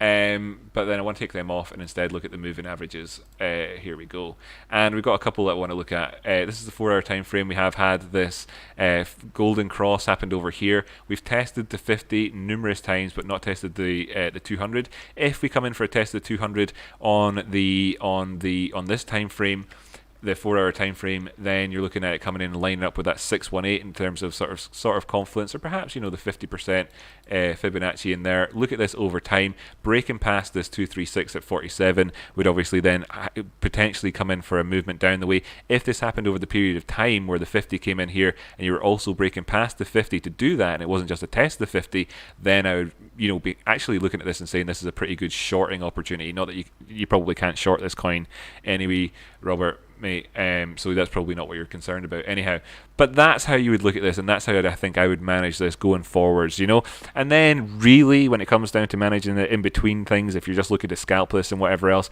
I'm 100% sure that you have the skills now to be able to apply all of the same thing that we just talked about to these smaller time frames and do it exactly like that, but at least you have that broad perspective now, okay? If you want me to look at it anymore, by all means ask me. I've got no problem with that. But what I'm going to do is put Ethereum 5-minute chart up on the background there, and I'll catch up with you in the chat. Okay, catch up with you in the chat. So what we do here, 5 minutes, 15 minutes maybe? No, 5 minutes, 5 minutes, 5-minute chart here on this. You can see miles above that 236. Now we haven't taken out our previous highs, so we, in terms of Ethereum, we did it on Bitcoin obviously. In terms of Ethereum, we're able to look at this and say, we found that support in that 236. Just to underline what we're talking about here, Robert, for you with KSM, in terms of like areas and then breaking past them. Now, of course, breaking past them means going past it on more than, you see, we're on the 5-minute chart here, so like this isn't anything special, but if you were to talk about breaking it, then did we break it here on this hourly time frame? here for Ethereum. No, we didn't. Oh, just got another super chat there. I'm going to come back to there in a second, and thanks so much for that, Susie. Just let me zoom in here, so you can see we didn't break that. So you can see how these things operate. You probably know this already as a subscriber to the channel, but that's a good example of that same sort of concept. Great. So that'll be coming up on screen. You're the best, Rocky. Happy birthday. Also the best community. That means Susan is telling every single last one of you out there that you are smashing. And I totally agree, Susan. Every single person in this community is the best. That's what makes it the best community. Thanks so much for the contribution, for the birthday cake contribution. That'll get me... that £5 that you donated will get me a bottle of wine if I'm able to wrap up the stream before 10 p.m. So let's see if we can finish this. That's when the off license is closed in the UK. Let's see if we can finish this stream in the next hour. If you want to get me to look at one of your coins, then super chat me. Otherwise, we'll just kind of go through what we're talking about with regards to the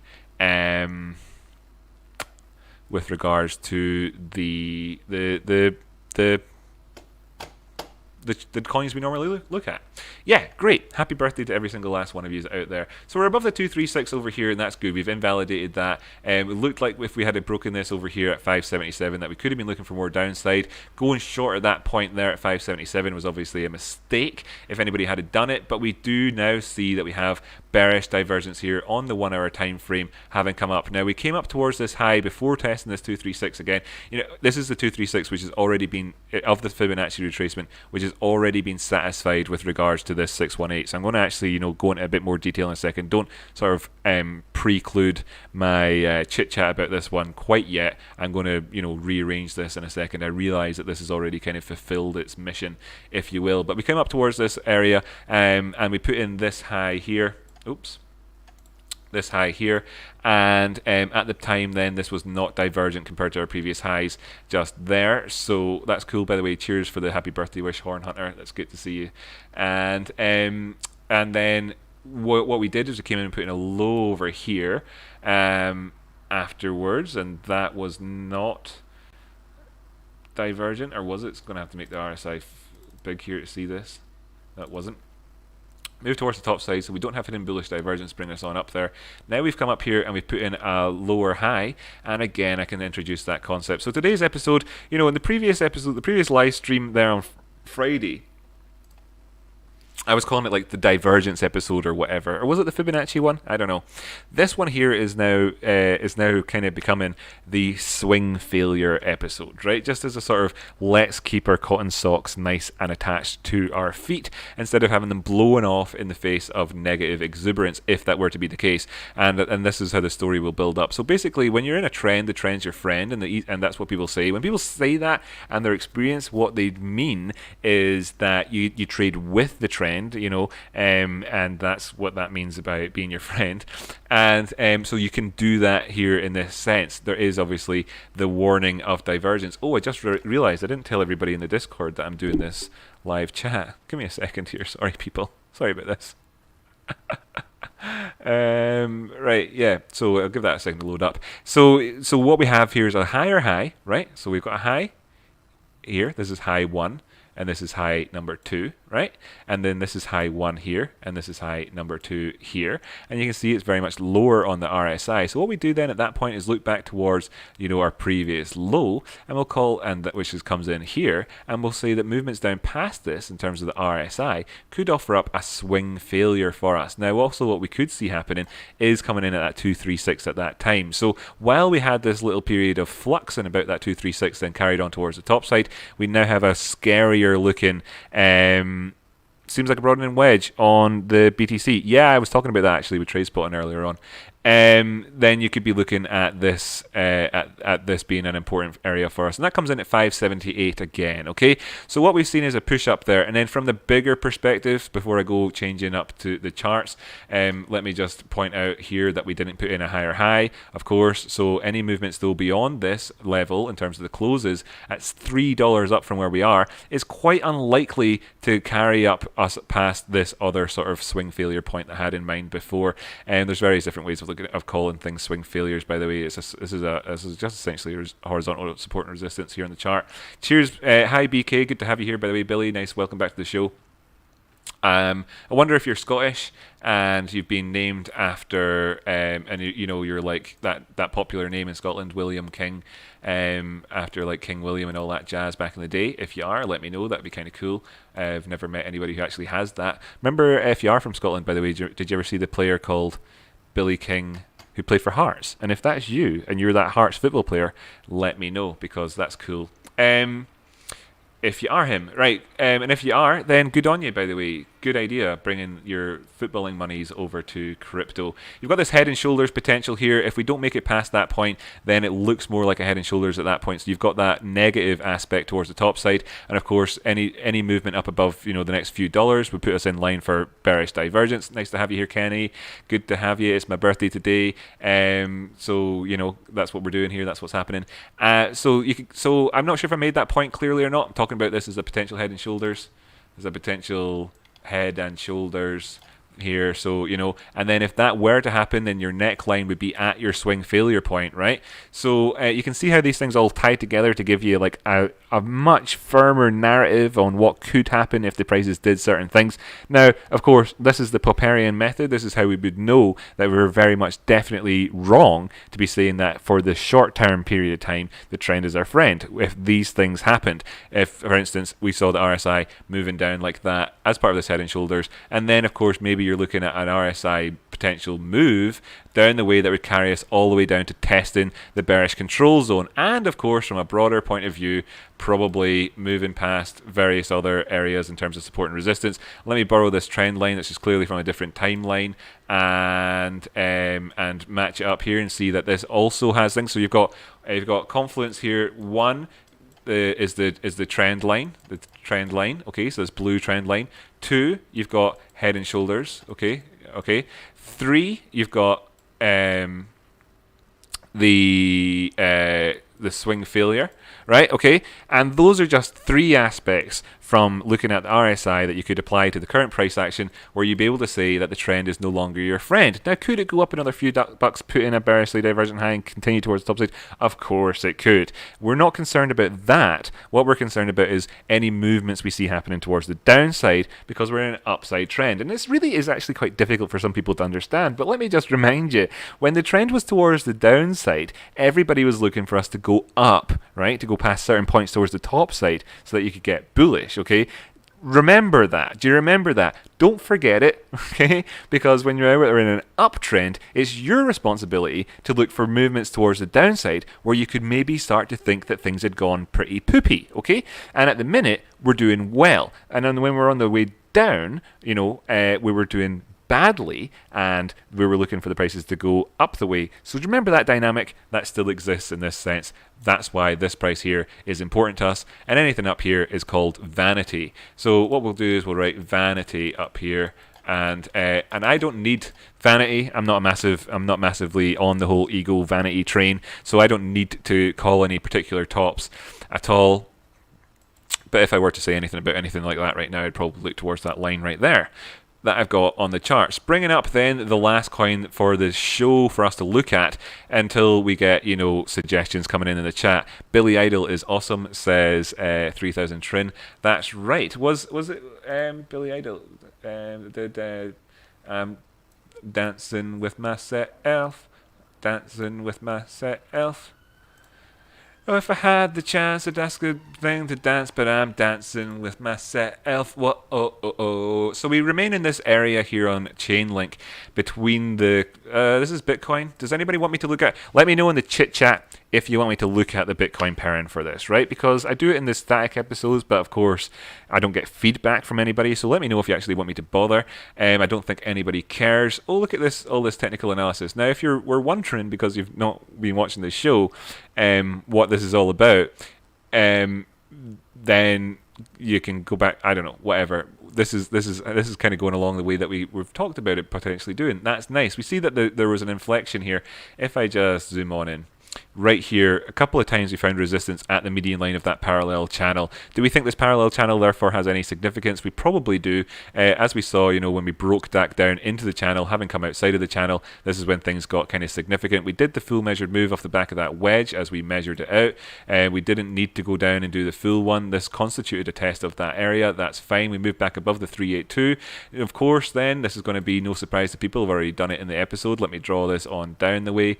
Pop this in here. You can see then the 236 has operated as support for us with regards to this movement towards the downside with these body closes, and we're now going back towards the top. Where we see the prices haven't come in so far, though, is of course right in at this golden pocket zone, giving you up that profit taking target, which is in and around about where you would have had your wedge had you maybe put any real effort into drawing it on the charts. Like I always say in every episode, I deliberately do these scuffy so that you can get that confidence yourself. If I can show you how I can do technical analysis and be a profitable trader and do really, really well at this and all the time, whilst I draw in lines on the chart with as much sort of care to how they go on as doing something like that, just like bleh, then I'm pretty sure that should give you a degree of confidence for how you could do it yourself at home. So anyway, we're coming in here about this area, and yeah, retest of that right at the 618. Not much of a surprise. Then let's say that we're at the point where we could have imagined ourselves having come to, given the dynamics that exist between our high, our low, our high or low as it happens, because this is fucking bullshit, and then even though it is actually higher than it, and then this area here, right? I'm not talking about wicks in terms of higher lows and whatnot. I was talking about body closes. It's funny that, by the way, whenever I talk about trends, you might have noticed this little distinction. If we're talking about all-time highs, I'll talk about that wick that we had today, Rocky Outcrop's birthday, the 30th of November. Thanks so much for joining me for this birthday live stream. Hit that like, subscribe, comment button, blah, blah, blah, all that stuff. But and help yourself some cake.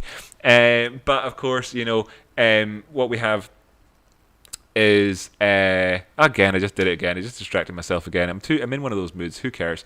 Oh yeah, all-time highs, wicks, right? For the all-time high, it's what the price was sold at. In terms of like higher lows and stuff like that, we're looking at closes. In terms of higher highs, we're looking at closes. So is it theoretically possible to have a higher high come in while you actually, an all-time high come in where you put in a lower high? Can you have an all-time high on the day that you have a lower high? When we go back towards, the Bitcoin chart and stick it onto the there and talk about that, remind me if you will. I'll probably remember myself though, because I am all right at remembering crap.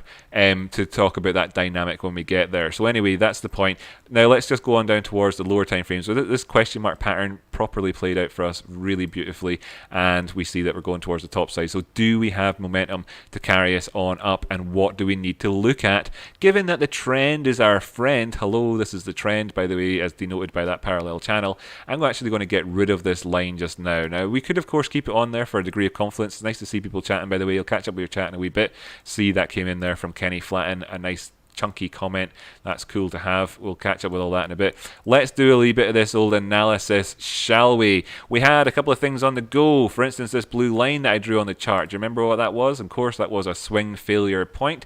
What we managed to actually do is come in here and put in a higher low while we did actually come in and test this zone. Now, what actually that constituted in terms of the RSI, by the way, was a test of the neutral line, and we came in towards the top side, and we didn't take out our swing failure point over here. Maybe we took out this sort of support and resistance zone just here though, and of course that remains as a sort of point of concern on the chart for us in terms of can we stay above it. Any pullbacks towards the downside are most likely to have flux in amongst this area here between this green line and of course our previous lows there on the chart. Looking at this then in terms of the movement that we've had towards the top side, we can of course draw some draw reference to this Fibonacci retracement that we already came in here for a 618 pocket, golden pocket refill, re-up on your shorts, no take profit area for us, and then check in Fibonacci retracement, purely going from the wick low there to that wick high that we've had, and point out that so long as we stay above this price point here at the 236 around about 1368,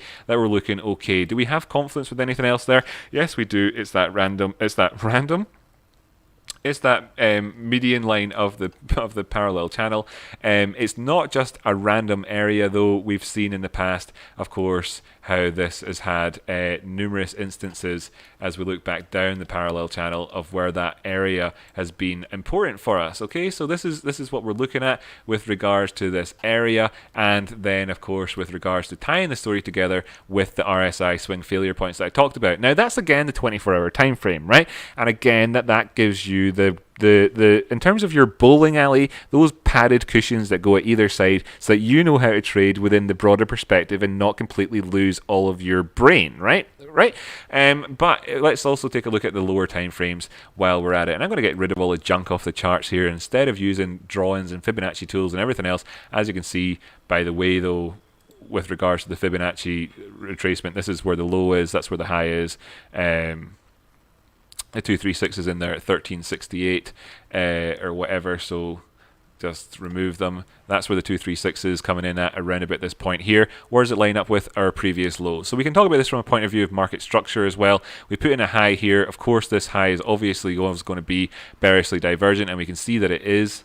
Class B bearish divergence that we have at that point, and this is our previous low, if you want to call it that. Now, of course, we have this Class B bearish divergence because we actually have an equal high here. So when this is a lower, higher low, and you're calling this an equal high, that's a bit crap. You could look at this as being a sort of symmetric, an ascending triangle as well in terms of that little zone or something like that, but I don't really care to do any of that because, like I said, what we're doing here on this particular chart is using some of these other things. First off, the pivot points, traditional pivot points. Look at that. This one here, the pivot point itself comes in at the that 236 price point where we had our low previously, so we've got all that confluence there, not a surprise. Also, we can see it drop off of the VPVR over here on the right, so you wouldn't expect anything to come back in again until you're back down at 1322. That could obviously form your sort of fake out territory. So if you want to call that fake out territory in there, then do it. I'm not going to draw on in today's episode. Then you've got your support 1 coming down there. It's obviously past even the wicks of the previous area. Fits in there at 10, at $11. Why not? Your resistance number 1 up there. Let's not call it resistance 1. Let's call it profit taking 1 though instead, because we're actually Rocky Outcrop ticians and we don't really talk about things as being support and resistance. Instead, we call both of these lines profit taking lines because that's exactly what they are. Then, of course, resistance and support are concepts that you talk about in terms of like price movements in and amongst those lines, but actually talking about it as being resistance and support is really kind of one step further away from a trading perspective. And as I pour water onto my keyboard, let's hope it doesn't mess everything up. Yeah, whatever, you get the point, right? We're Rocky Outcrop ticians, so that's a profit-taking target up there at $16. Let's hide that now. $11 in terms of hopefully support, or indeed profit taking if you're shorting it. The EMAs, where they're coming in here, this is the 1 hour time frame. It's obviously nothing special, but we're above the 200 simple, having just taken that back out. Now this is death crossed over here as a result of that movement. Now we could obviously anticipate within the next 2 days this crossing back towards the top side, the rate that these are coming together currently, so I would look out for that, and then any subsequent retests that you might have of these areas afterwards if that's the case. So we hope hopefully that the 200 simple will operate as support for us. Moving up towards the 4 hour time frame, what we can see on here is the 50 simple now having been taken out with this, and it comes in around about those other moving averages. That's decent to see.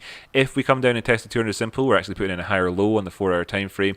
On the 24 hour time frame, we're looking at having moved, we found support yet again on the 50 simple. That's decent. Now we haven't actually tested the 200, whoops, we haven't actually, I do that in every single live stream at least once. We haven't actually tested the 200 simple in this whole movement towards the top side since all the way back over there when we broke it in April 2020. Could we get one at one point? Yes, we could, but am I anticipating that? No. Is it foolhardy to think so? Yes, it is. And what did we have from the chat earlier on actually as well? If we want to talk about this in structure, in terms of structure though, we do have an ascending, broadening wedge here on the go with this movement. Some people could think of this as being a really big bear flag with regards to that movement down the way. I'm not so inclined to think so myself, but I would point out the sort of simple notion that if I just ditch all of the crap off of this chart as well. Oh, there goes the moving averages. Well, whatever. I'll have to stick them back on again. Actually, no. I don't want to have to type in my numbers again. So sorry. Right. So there's all of the drawings gone. I think I'll probably undo all of this at the end as well, just so that I can have the channel back on there and not have to draw it. But we might as well talk about this. You can clearly see that this is sort of like If you want to draw in from there, it's so-so. If you draw in from here, it's much nicer looking, and we'll just take it from there for argument's sake. So you can see again, once again, quickly hash those things in there. If we ultimately don't take out our highs at 1633, and that's where about those profit-taking targets we're coming in at with resistance 1 towards the top side, then of course it could be moving towards the downside of this descending broadening wedge, and you can see that we have only just taken out the 8-period moving average. So maybe we do have movements towards the top side coming in thereafter. If we did have a target off the back of this, it would certainly come in and satisfy that 200 simple moving average retrace. You'd be looking down towards 760 again, and of course that's quite negative. Maybe if there's overall macro effect on the market does something to us, maybe we could look at it from that point of view.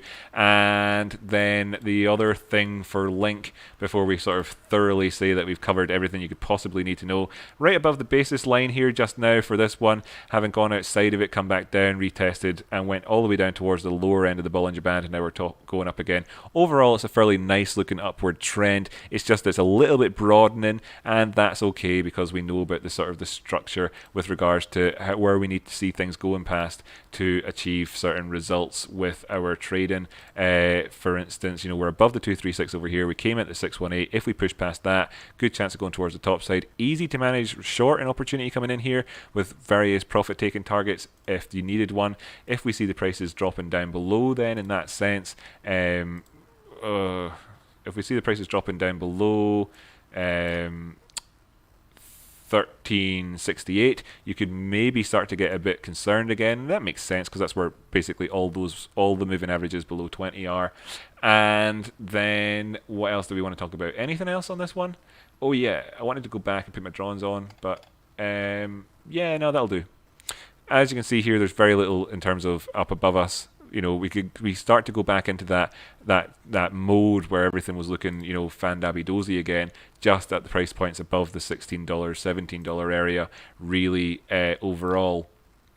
And on terms of market structure here, taking out this $16, $17, like I was saying, $17, take out that $17 area, you're back into God knows where territory, which is lovely. This area here isn't really that great of a low. Did come in and give us the opportunity to have divergence overall, but we didn't. We actually pushed on, as you can see, by it being extended, and as a result of that, that's why we have the broadening wedge structure. So that mitigates any sort of fear factor you've got on that front. And of course, that's our previous low there. We obviously took that out, but I'm not calling that a low. This is really our previous low. So in terms of today's sort of theme and talking about things, if we're looking towards the downside and we take out any of those sorts of downward targets that we've had, and we push past this line here in the RSI, be aware then, of course, that's your swing failure point. Boom, boom, boom, boom, boom. Every live stream you mention a coin that even their mother has heard about says Zoner. Yeah, that was you are chatting. Don't worry about it, guys. Look, there's obviously a dynamic there with regards to Kevin coming along and suggesting ideas to me out of goodness, as opposed to being like the crypto Chico trying to shill stuff. But of course, there's interesting ideas from time to time, and we talked about it from a technical analysis point of view. Kevin, I think, looks at it from with a broader point of view. No big deal, it's all good. It's all good, it's all good. It's all good. It's all good. Everybody's good. Everybody's good. By the way, as well, Zoner, you're good as well. Don't worry about it, because I appreciate what you're doing there. I appreciate what you're doing there. This is cool. I mean, this is all about a community here. It's a good dynamic. There we go. You see, it's a good dynamic. Yeah. It's all good. It's all good. Everybody's happy. Everybody's happy. So thanks to the birthday cake, Susan Warrender. That's where I'm scrolling back up to take a look. I can see that there are comments up above, for instance, from Tyler earlier on, who had to go. Thanks for tuning in, by the way, buddy. I really do appreciate it. As you can see there, he says he really appreciates the great chat. So I think that's great. Susan says that she loves the group, and I really love seeing that. And that's when happy birthday Rocky was said by Horn Hunter. So I can really catch up with the chat fairly quickly, and that's cool. And that gives us a solid sort of half hour if we want to take it for suggested coins from people, chit chat in the group, all that good stuff. I kind of said everything that needs to be said about every single coin that we like to look at on a daily basis, and all that. So cool. BK, by the way, BK, I gave you a shout out before you tuned in terms of Billy, by the way, in terms of that 19k target that you had. Well done. You win 10 points. Do I still have it do I still have it? I don't think I deleted it. Oh yeah, I was going to put Bitcoin back on and talk about how we could be in a... Oh yeah, well actually look at this chart. Where's the chart where I had those blue lines? That's the dominance chart. Look at that, managing to salvage itself yet again in here. Do we want to extend this up a bit just so we can keep this party going? I don't particularly care about this. It's just it's good to see it. If we move past this point here, here's Bitcoin dominance. Look out altcoins if we see Bitcoin price dropping down. So again, let's just be clear. This area here in terms of dominance, if the price of Bitcoin is increasing, if the price of Bitcoin is going up, if BTC price is up, BTC is up during this point here, and the dominance is going down, then that means alts happy. Okay, if we're in this point here and the price of Bitcoin is either going up, or going down, but especially if it's going down and this is happening. So let's just talk about it from the point of view if Bitcoin price is going down and we're here. So this is BTC here for the note, BTC. Then alts are that emoji, the emoji that's got the flooding tears, and they're really, really sad. That's what alts are like at that point there. Cool. So anyway, I actually wanted to have the Bitcoin chart behind me though, not the Bitcoin dominance, but you might as well chuck it in there. And I was going to finish up here by coming full circle, because we talked about this quite a bit now, did we not? I think we did. And what do we see here is that there is a higher high on the go, and we have a lower high here. So we have a high here, and we have a higher high here. We have a high in terms of RSI here, and we have a lower high here, and this looks then therefore that we can say that that's our swing failure point. Back to the beginning. I'm going to dive on over to, oh yeah, I meant to say to everybody in the Discord, oops. Going to give a wee shout out to people. This is the moment of truth as well. Does my keyboard still work after pouring water on it earlier? Yeah, cool. By the way, that Moontown is always a good laugh in there. Let me just give everybody a shout out, and then I'll jump back over to the chit chat and see how you are all doing. I'm live right now. By the by. I say by the by from time to time just because it's a really ridiculous, antiquated phrase.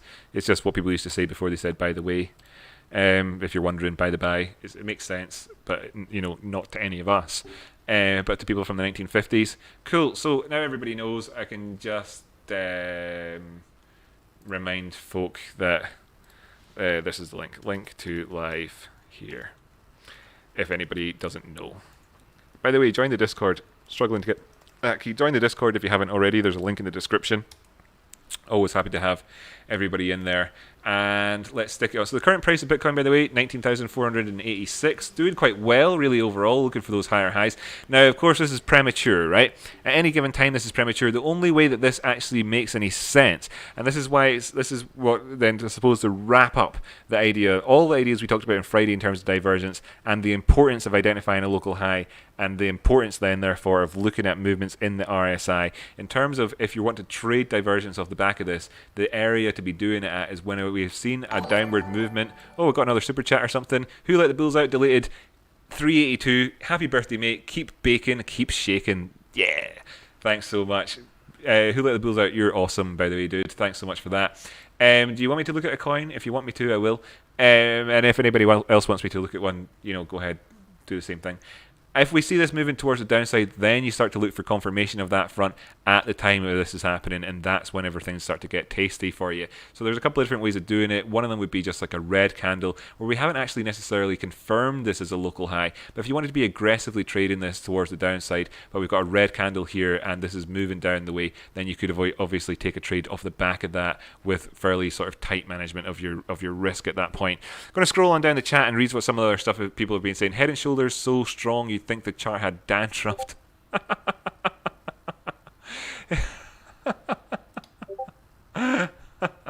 Sorry, I'm laughing at that. I'm just going to stick that in the. Can you please let me copy it, please? All right, I'm going to just stick that. What chart were you saying there's that head and shoulders on, by the way?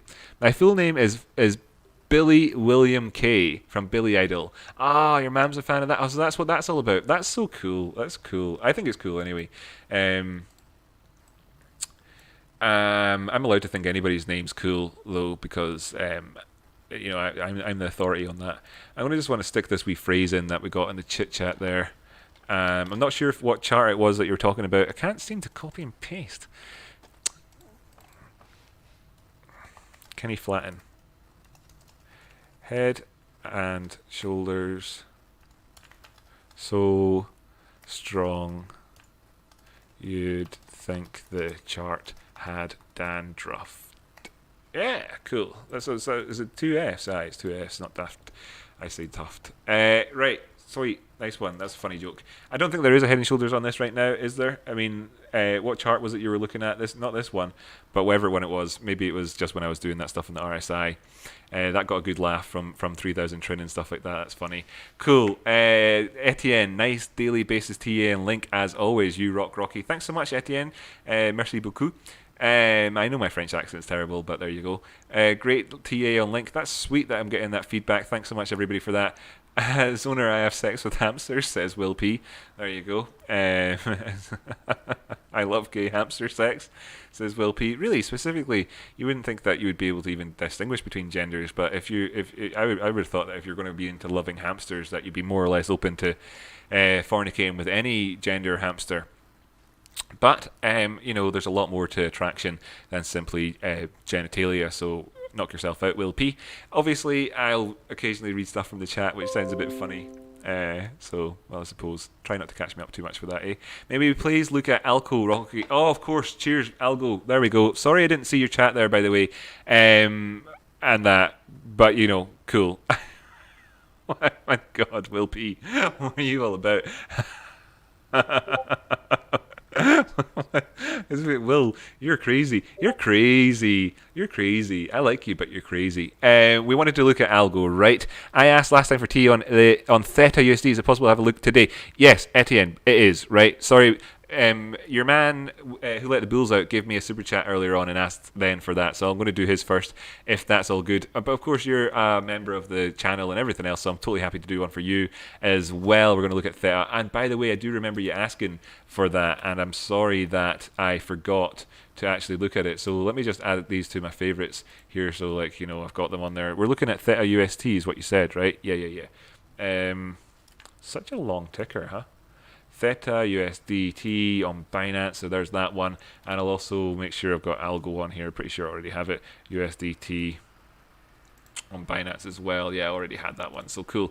Here we are over looking at Algo. Now, Algo's been one of these coins recently which has had this downward movement and then upward movement, which is not too dissimilar to what we've seen. If I just take this off here and bring this up, if I just take this off, we're looking in here in August at this downward movement and then an upward movement since. We just kind of briefly, I'll just drag this with me as I go down the charts. It's maybe wiser than trying to. No, this isn't working. I'll just come back to that. So if we look at Link, we've had this sort of movement, but they're much bigger movement towards the top side. If we look at, but of course these highs in August with the lows coming in thereafter, and then we can see that across the market with various coins. What's Holochain? So rubbish, isn't it? Where was the other ones? Was it XTZ that looks like it at the minute? It's got the same sort of deal. Yeah, it's more like Tezos, where we've had this movement down the way, but it didn't get that chain link resurgence quite straight away. Instead, we've had this. By the way, guys, it's all good. Everybody's allowed to have their own packs and all the rest of it. But what you'll find is that Kevin, by the way, and it's not clear because he wouldn't have obviously sort of justified what he was saying, Zoner, is that he actually trades these things. He doesn't really hold bags so much. He'll buy a thing and then get out of it. So in terms of looking at stuff like Tezos, I'm pretty sure Kevin sold some of his up there at 4 and bought some back down there. And in terms of Chainlink, Kevin was right along with me selling Chainlink up there at 20, and he bought it back in again down here as well. So he does buy and sell. I don't think it's fair to don't call calling people bag holders who aren't necessarily bag holders. Anyway, back over to Algo, and you can see the similarity then that kind of relates over to the Tezos chart, and then obviously this resurgence of positivity since.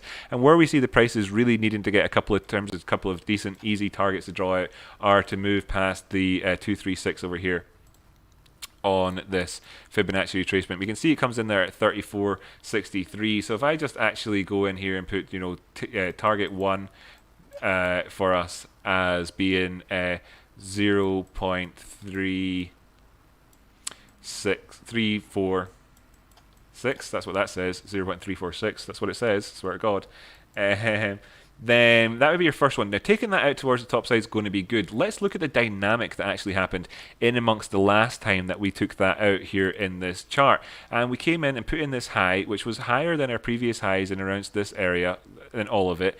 And so we managed to take that out without divergence and then come in and put a higher low in. Let's look at the dynamic that came in with our higher low. Well, we actually retested this symmetrical triangle that we had over here before moving towards the top side. And did we do it without taking out any sort of issues in terms of resistance? Yeah, well, I mean, we came in here at the neutral line on the daily time frame for the RSI, so that's pretty cool overall, right? Looking good for this coin here in terms of whether or not we've got a bottom. Let's look back the way and make a quick comparison here. This low actually is lower than the previous low on the daily time frame, so there wasn't actually am I saying that right? Because I can see I clearly have a line drawn in there. This must have been when I was speculating about it from like this point or something. Yeah, I don't know, whatever. It is clearly, it's convergent there between these two lows. Cool, okay, but then we actually got a turnaround. So you don't need to see divergence before a turnaround. It is nice to see it. Did we see it elsewhere? We saw it in the stochastics, though. We had it on the... We had massively on the MACD. That was obviously a wedge as well. And the DMI... No, we didn't get it on the DMI, but whatever. So yeah, anyway, we've done this, okay, we've come back down and retested this area. So far, this is putting in a higher low, which looks okay. Can we look towards the top side? Yes, we can. Now, there's a couple of little things of concern. 24-hour time frame, not so clear, but you can get a little hint of it if we're looking for sort of dangers, and it would come in at that, and then any potential for a turnaround there where you'd have a head and shoulders on that one if we don't actually manage to properly move up the way. But what does it look like on the 4-hour, and is that a rational thing to say? It's not brilliant, but you could be looking at this sort of thing if at any point, we have taken out the left-hand shoulder here so far, but if we drop back down the way, then really your concern comes in at the neckline. The neckline is also going to line up with sort of this horizontal, which we can now just ditch this in terms of a retest of that symmetrical triangle. We can just ditch it off the charts, and don't give up on me, Etienne. By the way, I'm going to take a look at your theta before we tune out, and whatever anybody else wants to ask me for if they want to come up with the Reddies, lols, just kidding. As well, if there's time, then we'll obviously do them for free. But otherwise, I'm going to go way off and enjoy the end of my birthday. So yeah, if this is your sort of swing failure point in there, whatever. No, this is just your sort of your neckline there at 28.98, and we can call this 28. Let's call it 2882 because that's been the number from the whole of the crypto world, if you remember, over the last sort of 2 months. Really has been 2882. So I'm going to put this in at 2882 for no other reason than because we've talked about that specific combination of numbers so often on the channel. You'll all remember. That'll do. That's close enough. Taking that out, you're taking out the neckline of that thing, and then you've got a head and shoulders on the go. Okay, whether it's a head and shoulders, whether it's whatever you want to call it, nobody really cares because the people who wrote the textbooks, like I told everybody on Friday, themselves didn't care. Bilkowski would be happy for you to call it any old flipping thing you wanted to. Overall, what you're really talking about is how we come in and interact with this line. Should we do it again? So overall, I don't want to see that happening. And this grey fuzzy line that we had in here before, this is obviously then actually where I'd far prefer to see the prices stay above, because as we know, this is where the previous sort of shoulder was, and we want to move towards the top side. This is an inflection point, and we're taking that out currently, and it's good to see. If we want to make a little extra comparison, then where have we come from in the meantime, and where does that leave us? You'll notice that my Fibonacci retracement tool thing seems to change color willy-nilly based on its own sort of emotions, I guess. Oh, I forgot to do the bit undo on my charts. I've lost my Chainlink channel. I forgot. Whatever. Why am I not getting that line up? Must be lined up wrongly previously. Whatever, who cares? So we're below the 236. Okay, and that 236 actually lines up with the other 236.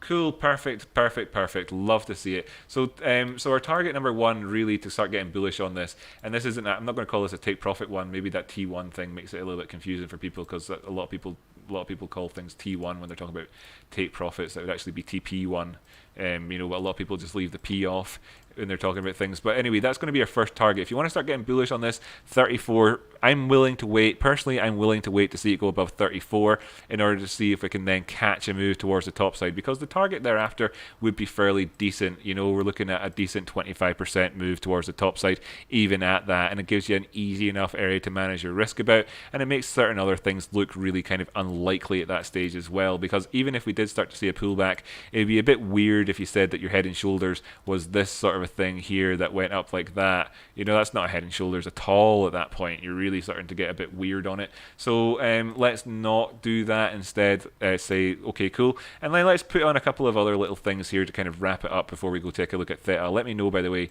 who let the bulls out, if this is being somewhat satisfactory for you. These were done on a different time frame, that's why that's a little bit of a mess. In fact, the head and shoulders concept on the 4 hours here doesn't actually tally up. How are we doing for time? 25-2. Okay. Yeah, let's stick on the Bollinger Bands on the 4 hour time frame and see how that handled it. Okay, right within the two of them, and with an opportunity to sort of trace this towards the top side if we want to. It's quite tight at the minute, so we've got volatility coming back in potentially. Let's look down away and look on the DMI. No, we've still got strength of trend in terms of the ADX on most instances. We got this sort of little musical chairs of volatility in here, but nothing really happened. We almost always kind of go up and then back to more or less where you were before, at least within a sort of decent chance of getting break even. Yeah, I had a good entry for Algo, says 3000 trend. That's quality, good stuff. Cheers, Robert. So yeah, wait, who let the bulls out hasn't responded, so I'm not sure yet if he's sort of satisfied with the TA that we're doing so far. But yeah, cool. Trending towards the top side. There is this on the 2 hour time frame, the potential to call this bearish divergence. We could see a pullback, give you a decent entries. I don't want to see the prices dropping down below 31 cents, essentially, really, in terms of just this small term time frame. Obviously, in the bigger term time frames, I'm not really all that bothered about it, so long as we stay above 2882. And in terms of like just, you know, being really tight on things, I don't want to see it dropping down below 32, where we have this confluence of the median line on the 12 hours of the Bollinger Band and that grey fuzzy line. Let me just then hide the Bollinger Bands again. They're not really massively revealing at any given time. The Bollinger Bands are, the way I use them is the way that I like using them. Any other way I can't really be bothered with. We came in and touched the 200 simple almost near enough on the daily time frame. That's interesting. On the 12 hour time frame. How are we positioned on the 24? We had a cross here, golden cross. We then retested. I mean, look at this in terms of what do we talk about on the channel? This is a death cross, sorry. What do we talk about in terms of crosses? This is death cross, bad one.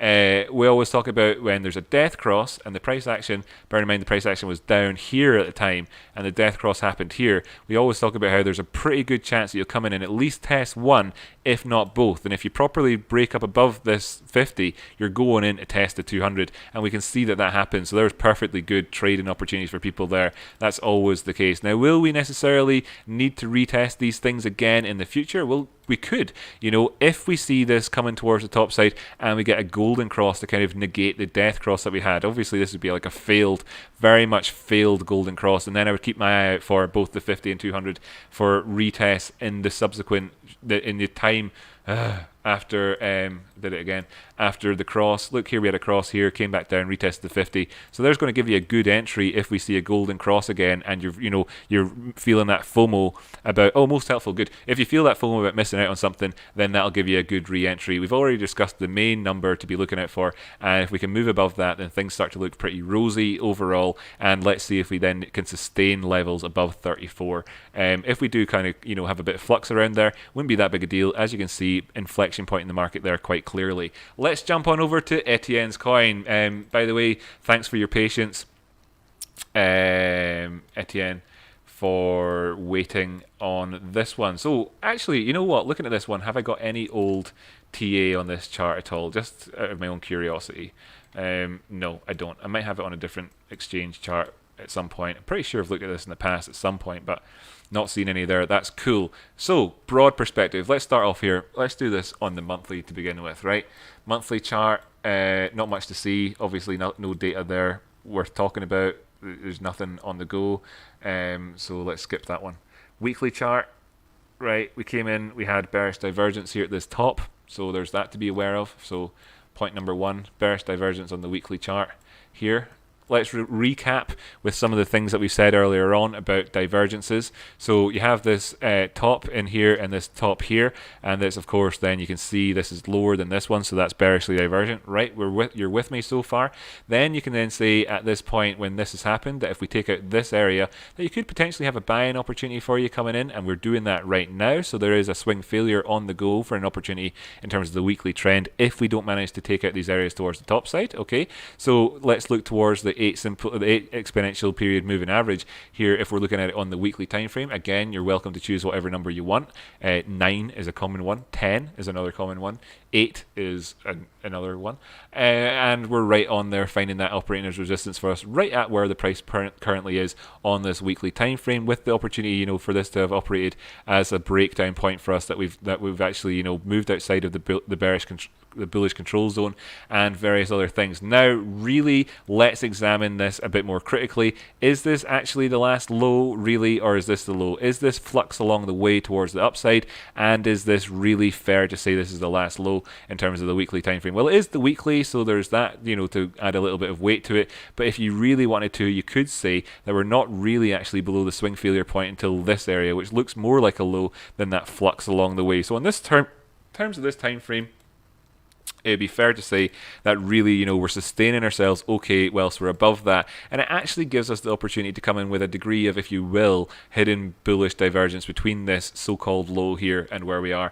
just now. But we really do need to go down the time frames, because that perspective isn't giving us enough information as it stands. We can see the same effect. The drawings actually, you know, more or less still work here on the got that bear flag move up 68% of the time. Yeah, bear flags and all these, you know, your bear is Popperian, right? You know, look to fail first. You know, if you Kevin, by the way, always, you know, look to fail, look to find out when you're wrong and base your decisions off of that.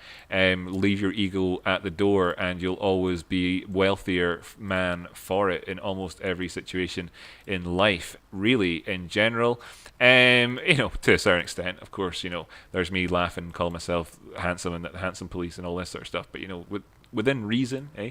But you see this here, this chit chat about the swing failures. Then we can see this is more clear in terms of, you know, that inflection, and as well in terms at the point, and as well what we were looking at on the weekly time frame, with this being our low and actually having come in here and wicked ever so slightly lower than it, giving you that sense of trepidation before any sort of, you know, potential movements towards the top side should we actually experience one. If I just jump down again towards some lower time frames though, so we can do, let's actually go to the daily, so we can kind of make a quick assessment off of this one, and we'll do the old classic lows to highs Fibonacci's on us. So we have actually got an overall bullish chart here in the goes. It's a nice, healthy, beautiful looking chart for cryptocurrency.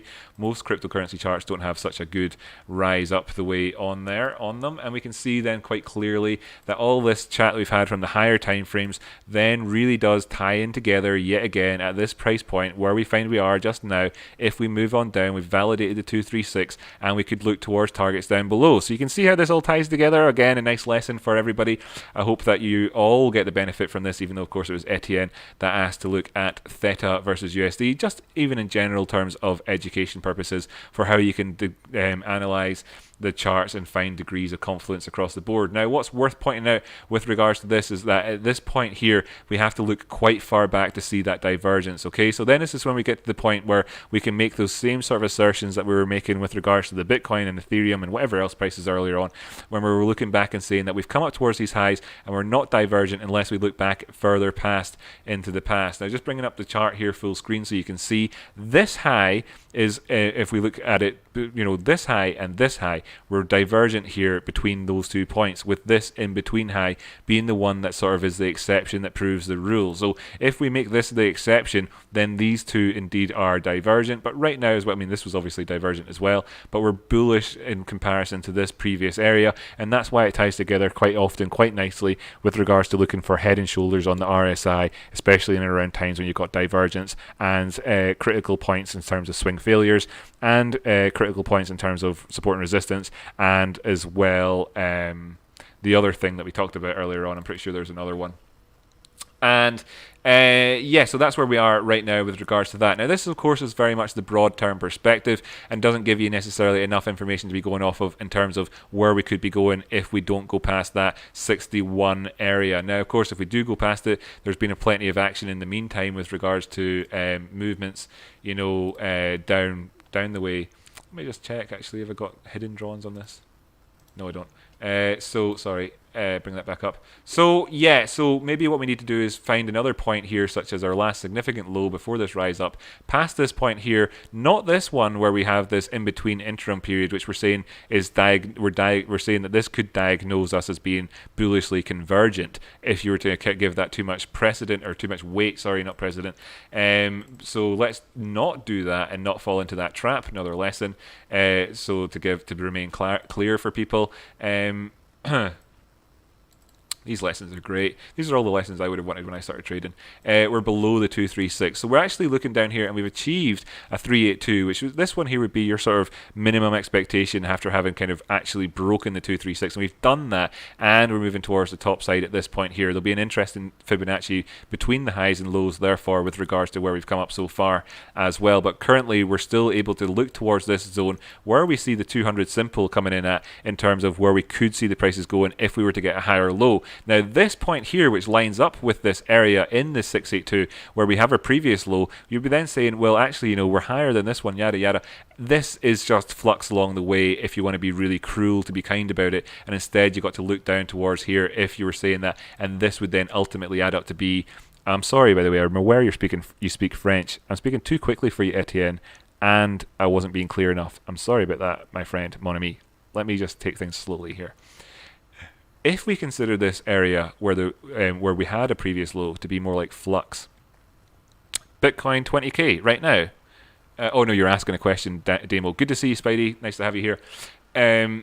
Yes, so if we consider this to just be interim, and then we're looking towards the top side thereafter, this would then give you, a potential for us to kind of dismiss this as being flux in between, and this constituting a higher low overall. So you can make assertions about the RSI, etc., with regards to your swing failure points, etc., looking at that as being interim. But if you look at it the other way around, and movements down to this area would then present you with a huge opportunity for a head and shoulders, with this being your left-hand shoulder, of course, and looking in here at failure to move back above this point. So if we were to imagine this happening from a negative point of view, right? So if we want to imagine it so that we know that we've covered this thought process a month in advance, potential, so we're covered. What we could look to is say, if we saw a pull down to this point here and then came back up to this area, this is where we would see probably our 236 in at where this 50% is, because we know that movements between the 618 and the 50% so often represent that degree of movement. And then if you failed at this point here, you'd be looking at it being a head and shoulders, and a movement back down to the 618 would be your neckline at that point, lining up with this and giving you that thing. So that's how you should look at it. And of course, that offers up a degree of flexibility with regards to your analysis, depending on how we move and then move and then move and then move, sort of like chess and looking in advance. But what we're really looking to in the meantime actually comes in much closer. Let me go on down the third time. Let me go on down the time frames as well during this phase of the price action analysis. By the way, let me just show you before we do that. If you were to have taken a 618, take a movement down towards this zone here and did a movement from where we came in at, you can see the 236 lines up perfectly with that 50%. That's the point I was making before. That's how you would know this in advance as well. We can absolutely make these sorts of assertions and qualify the technical analysis we do on that basis, as opposed to actually trying to convince anybody that we're being predictive about things, because this is 100% risk management and, of course, how you do it. Oh, you understand everything well? Perfectly good. Thanks, Etienne, for that clarification. Yes. So what we find is that we're actually above the 236 now with this one. Let me just hide the other guy so that you don't have him distracting you in the background, because I'm aware the colors are annoying. And we're above that 236 and we're below the 382. So, there's our clear movements and our clear targets with regards to theta. We want to maintain the price point of 61. We already spoke about that for other reasons. We want to move up past 64, get to that 50%, and our profit taking target could be there at 70. Let's be aware, of course, that's more than 10% move towards the top side. So that's cool. Highest ever monthly close. Yeah, did I mention that, by the way? I think I started off on the monthly. Highest ever monthly by far. Yeah, the whole analysis, Zoner, by the way, the whole analysis with Bitcoin started off looking at it from the Marden, I just read Pardon come up on the chat, from the monthly point of view.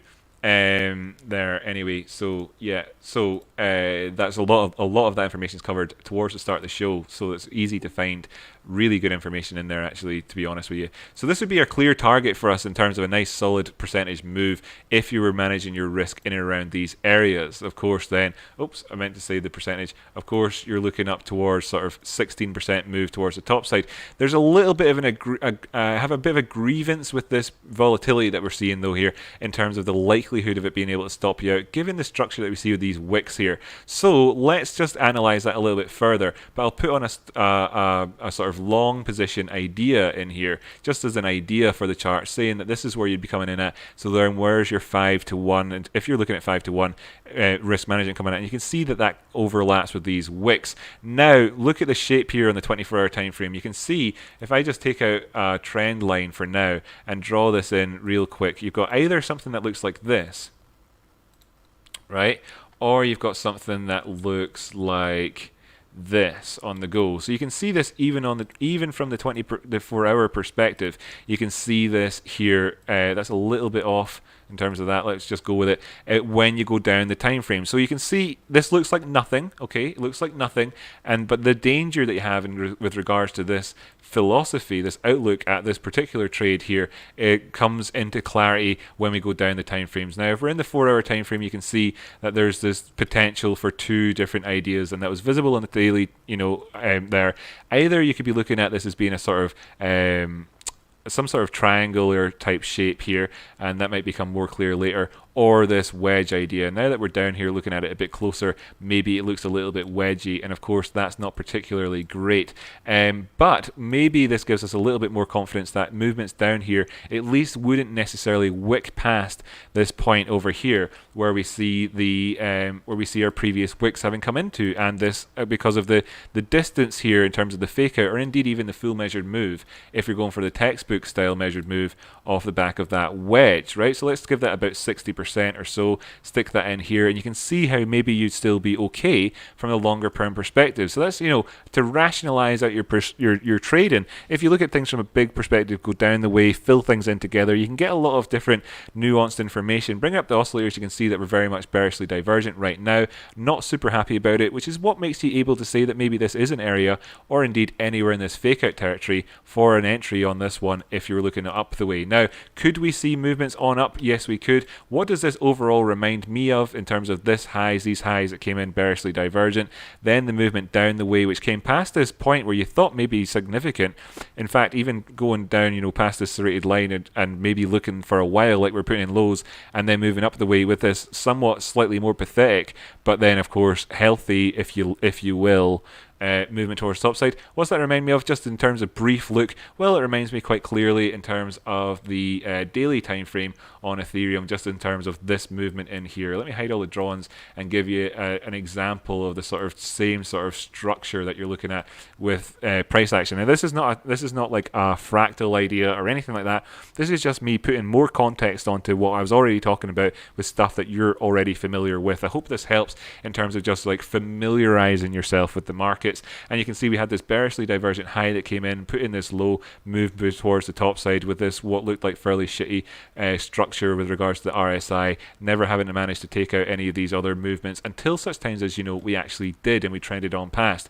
So while it doesn't look fantastic, we are in a bull market, and it's worth remembering therefore that you can get a good degree of your trend. The trend is your friendliness with regards to how you might want to approach these situations. Looking at all the moving averages here on the 24-hour time frame and this movement, and then jumping back over to theta and showing you on the 4-hour time frame, which is where we were looking before, you can see then they've got the same sort of system where we've crossed over all of them, come back down, resisted by the 200, actually now finding it maybe potentially operating support below the 50. Maybe we can look up the way as well. Great. Nice one. Let me just dive back over to the chat and ask you, Etienne, what do you think of that? Is it satisfactory? Shall we look at it some more? And feel free to come back again in the next thing and we can do a little update with regards to how things have been working out. I've hidden most of the drawings or whatever, so it'll be like a clean chart again when we come back. So anyway, cool. A quick take on XMR would be fabulous. Okay, let's just do a quick take on XMR for my pal TradeSpot, and then it's 5 to 10. Cool, we'll do this quick and then we'll wrap up and say cheerio. Looks like I'll be missing the off license tonight. Not that bothered. I don't drink much anyway. And besides, I can get drunk all week because that's right, ladies and gentlemen, it is, of course, my birthday week. When my birthday's on a Friday, I think of it as being my birthday weekend, and I celebrate it Friday, Saturday, and Sunday. And when my birthday's on a Monday, which of course doesn't happen every day of the year, or every year of the day, then of course I think about it as being my birthday week, or if anybody's birthday's on a Monday, so Monday, Tuesday, Wednesday, Thursday, Friday, Saturday and Sunday, but I'll not be doing videos on Saturday and Sunday, but this of course is my birthday week, so I'm going to just keep on celebrating it all week long. Let me get Monero up here for us. Now I do have this saved in my favorites and it should be in there somewhere, but let's just do this one. Have I got anything on here? Oh, I've hidden the drawings. You must have something on here from recently. No, I don't. That's cool. Let's do it. Let's do what we've been doing. Oh, from ages ago. Let's do what we have been doing so far with the other charts then with regards to Monero. Now, we've been in an upward trend since the downward. Look, by the way, as well, first off, this has got a stronger correlation to it with the Bitcoin pairing. For instance, this is the 4-hour. Let me go on the 24-hour. What we can see here is this movement up March. Lows and then our highs recently. Just quickly draw a comparison. Look at this. Not a million miles away from that chart. Not a million miles away from it. You know, not a million miles away from that chart necessarily. Although it's definitely not as peaky up here. And in fact, looking at the way we've come up in higher highs, that's worth pointing out with regards to both Ethereum and Bitcoin, since they've both done higher highs and they're dominating the market. And there's also, it's quite, you know, it's not a million miles away from them, but if I make a comparison, it's quite different to that one, I would say. It's quite different to this one, I would say, and this kind of goes back to the point that I made towards the start of the video here this evening when I said some of the reasons why I like Link and Tezos as opposed to some other coins, and I feel that there's less value doing the technical analysis on coins like Monero than there is on, you know, these ones that have got slightly less correlated views on them. So I just go back the way you'll see that. Obviously, again, there's Ethereum, then there's Bitcoin, and here's Monero, and it's more like, it certainly is obviously more like Bitcoin and Ethereum than it is like the other ones. So, right, couple of things then. We can look at this and ask questions about where we are with regards to our upward movement. Have we got anything to worry about with regards to a 236 Fibonacci retracement? And it's fair to say that we've tested this and actually tested it fairly thoroughly twice now, and, you know, so far found ourselves to be doing okay. So far we're doing all right, but we do actually have bearish divergence here. Should we come back in and retest this 236? In fact, the way that this wicks around, I would not be surprised at all to see this come back in and retest down towards these 114 areas, you know, around about that 112 perhaps, and then I'd be asking real questions about things, for instance, such as, will we have a swing failure? Now, because we have this high in here, and of course it's bearishly divergent, and let me just be clear, this is of course a higher high. Now, we had a higher high in terms of the wick, but what we're looking about, remember I said this earlier on in terms of the dynamic between bodies and whatever else, we can see here that we're not, you know, we're higher in terms of the body closes, not in terms of the wick. So where I've got a higher high, and it's bearishly divergent, and then of course this is where our swing failure point is. This is easy enough to identify as being a low quite easily there for us, so we can add this in here with a line and say, look, I would obviously start to get a bit more bearish on this should we move down past that point from the sort of J. Wilder Jr. perspective, with RSI, the guy that invented it.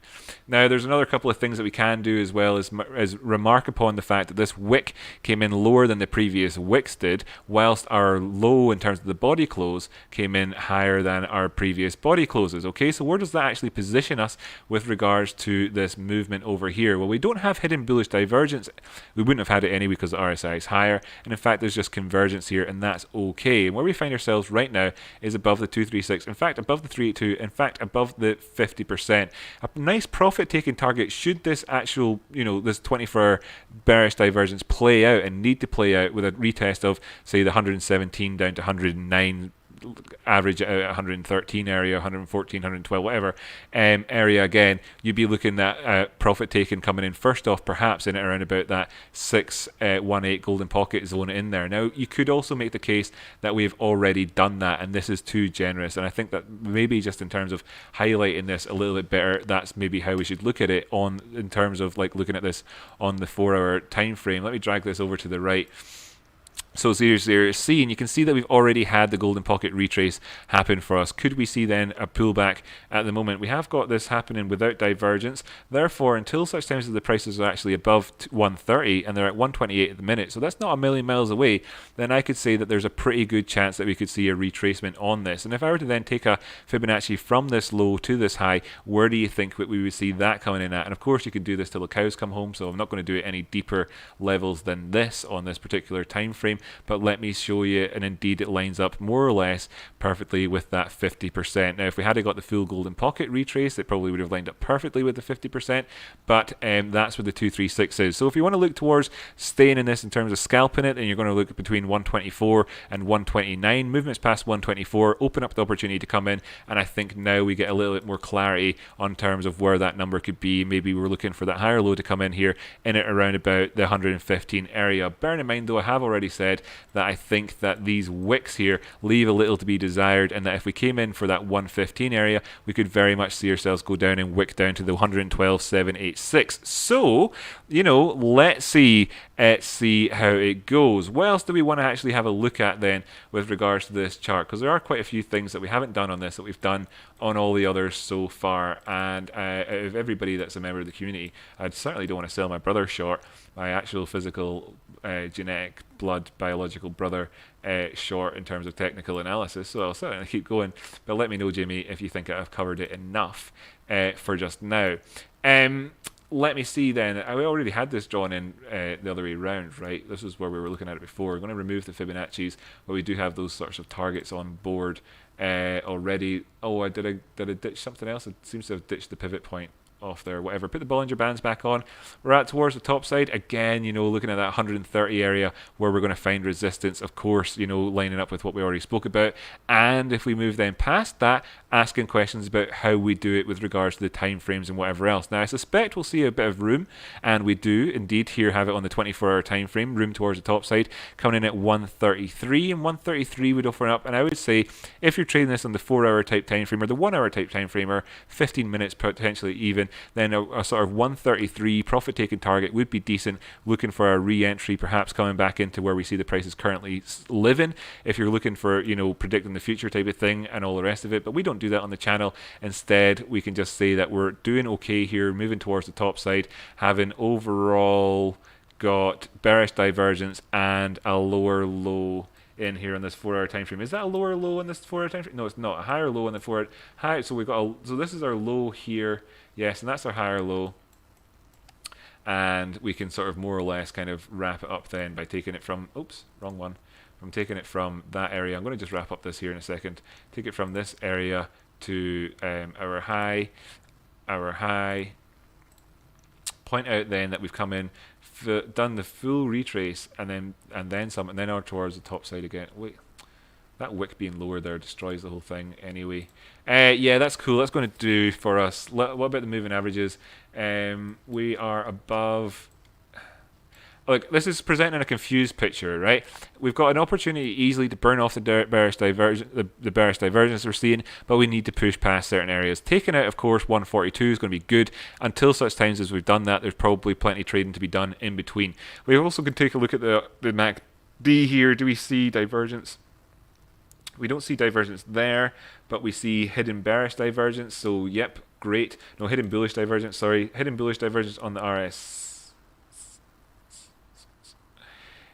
Yeah, hidden bullish divergence, and then that's coming in here and giving us this little sort of almost wedgy movement towards the top side. If we were to see a breakdown happen soon, then in terms of that 133 target, it lines up perfectly with any movements with regards to this wedge that we can see is that the price is operating in, and then of course movements down below that 125 area we spoke about already. That was where the that was where something was. I'd have to look back to see that, but that's where something was, the 236 perhaps on the down up, coming in at 125. Then you'd be looking, yeah, that's take out the 236 at 125, then you're looking down towards the 618 that came in at 115. Let's just mark off 115 here and then draw a line up from here to our wedge, and then take this over and make a comparison and say, well, there you go, you'd get the full measured move off the back of that one if that were to be the case. Now, ultimately the situation would still be that you're putting in a higher high, a higher low at this point, but you'd be consolidating, and at that point you'd have to look and say, are we dealing with something along these sorts of lines at that point there? But what could also be the case, and what could also be the case with this, is to take us back full story again with this coin. Let me know if it did good for you, by the way. I think I see you saying cheers. It would be to look to the Bitcoin pricing, because we've already established there's a correlation there between them, and this is taking us towards wrapping up the show. And I'm just going to tune in with what was it yourself, Brandon, that said it, or was it somebody else that said?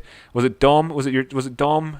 I don't know what one of you. Anyway, I was talking earlier on how I said that I would probably remember at some point to come back here and discuss this little topic right now. What do we see with the dynamic that we've had? Can we possibly have higher highs? Is it possible to have an all-time high and have a lower high? Right?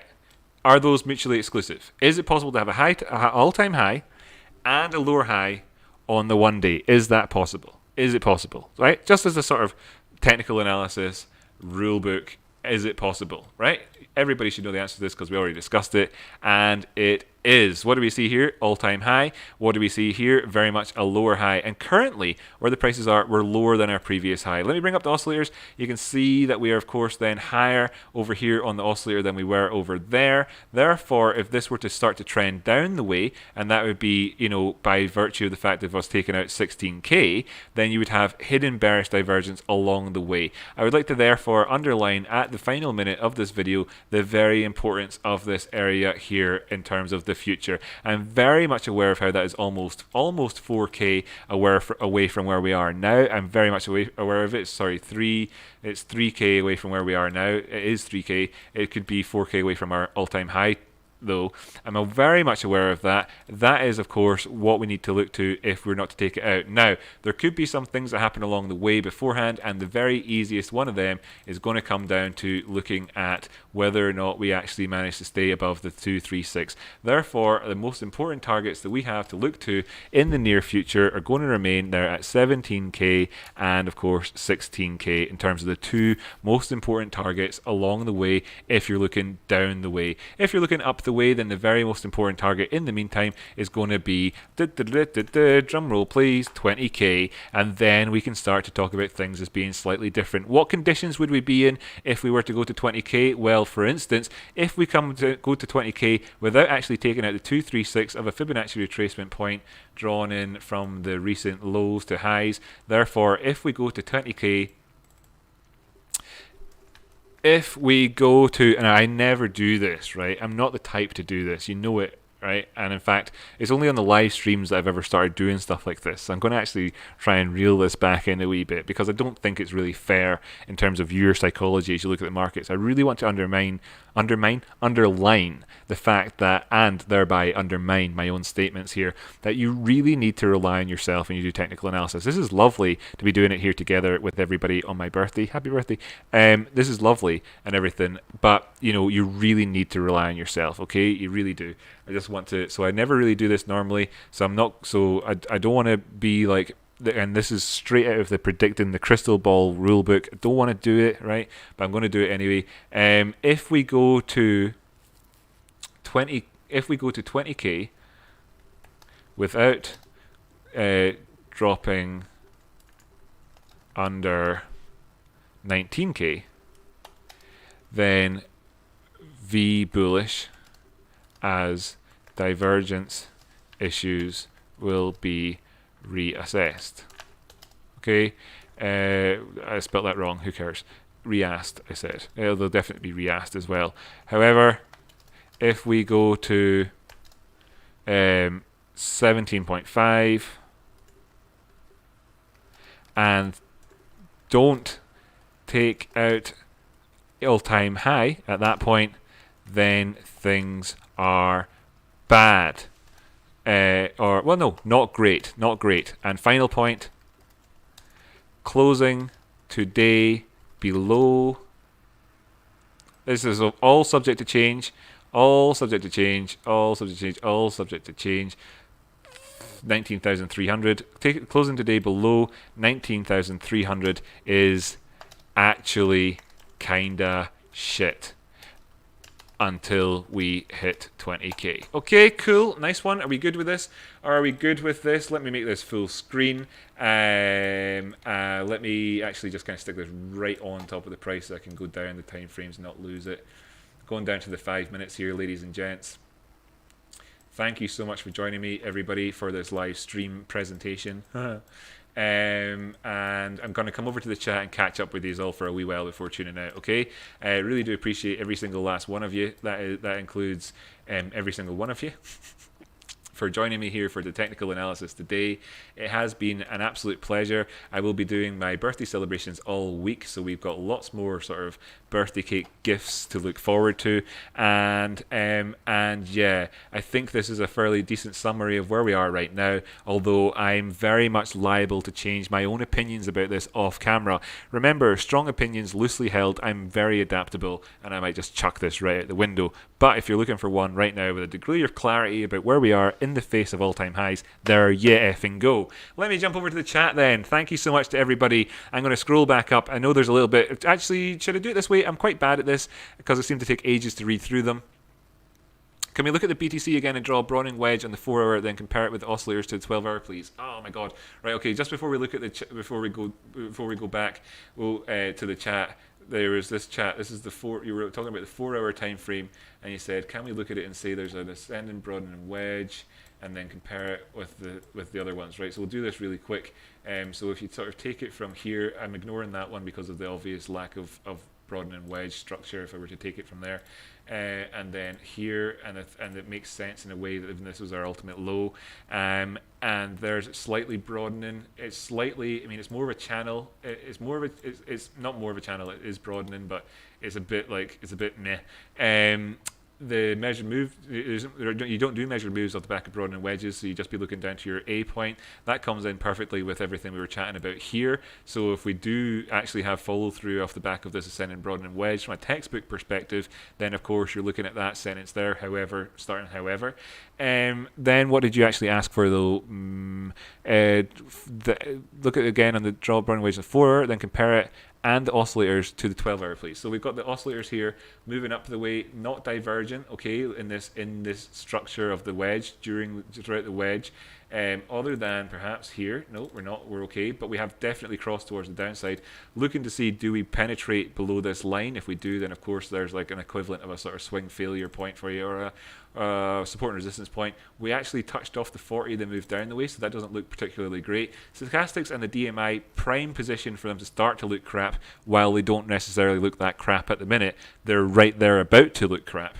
Okay, we've got no divergence on the MACD in terms of the downside, but we'd have hidden bullish divergence in the MACD. So that's the most positive thing that's come in here and pushed us towards the top side. Has that hidden bullish divergence resulted in bearish divergence on a smaller time frame? No, it hasn't. What about even down at 15 minutes? No, it hasn't managed to escape it. So everything's looking really positive in terms of that sense, actually looking positive on this one. So then let's carry it towards the 12 hour and make a comparison. Now we are here ready to be rejected from the bullish control zone on our first pass if we need to be, which would be cool. Maybe we just fill out the wedge. That would put in a target of about 18,500 or whatever. No, 19,000 really, actually, let's call it where the 236 is. And of course we're still nicely positioned towards the top side. Nice contrast here between these two sort of outcomes, with the 12 and the 4 hour. So of course, overall looking good, right? And you have to say so when you've just put in all-time highs. Indeed it is, and in fact, we won't say that it's not looking good until we've at least moved past 19k. Cool. Got to tune in with the chat. I hope everything was good. I hope you all enjoyed today's episode, by the way, and I hope that you got a lot of takeaway value. I don't know. I mean, obviously, I'm the one that's in the eye of the hurricane over here. I find it fairly difficult to know what we really talked about come the end of the episode, in all honesty. However, I do remember several times looking back the way and thinking, wow, if I'd had this when I was starting out, I would be... frankly, the same man I am today. However, if I'd had this when I was starting out, I'd have been pleased. So let me just kind of chuck that out there again and say I'm pretty sure there's some good stuff today. Torm, right. Let's just zoom in down. I'm going to go down to the bottom and sort of read the last wee bit from when Zoner tuned out there. Happy birthday, Rocky. Thanks for TA. Have a good one. Cheers, buddy. Who let the bulls out? Rocky. Nether's crop top HBD. Nair stop crop. Rocky Nair stop crop. I love what you've done there, by the way, but I've obviously fallen over my words there. Very poetic with that. Very poetic. I love that. Garden Prophet little bit says trade spawn at one point, so that's cool. His real name's Brandon, by the way. Well, you're not alone on both ends. Happy birthday again, Rocky. Enjoy the rest of your evening, and my apologies for the unsolicited hostilities today. I honestly hope this day gets better. Aye, and same for everybody. You don't need to apologise. Ultimately, I don't think he needs to necessarily apologise. I mean, I get it, and in a different community, I think that should be said 20 times more. It's just that there's always going to be, people are always going to have to get used to what we've actually got on the go here. But whatever. I mean, I don't know, man. You can send me direct messages and all the rest of it anytime you like about stuff. Anyway, it's all good. I think we just like chatting. I heard Rocky was giving away 100 link. Is that true? No, I heard he was giving away 10 Bitcoin. If you send him 5. Yeah, that's the deal. Actually, no, you're right, 100% right. My Bitcoin wallet is open, and in fact, if you send me 5, I will send you 10 Bitcoin. Absolutely. That's a rolling promise to anybody, any given time, any time you want to do it. You send me 5, I'll send you 10. Just, there you go, no problem. I hear you, good choice, can't go wrong, really. By the way, I'm not a financial advisor. None of this episode has been financial advice, nor tax or any other type of advice. And in fact, my telling you to send me money is of course not solicitation of any type. I hear you, good choice, can't go wrong, really. TradeSpot, and I feel sorry for those people that get their channels hacked for that scam.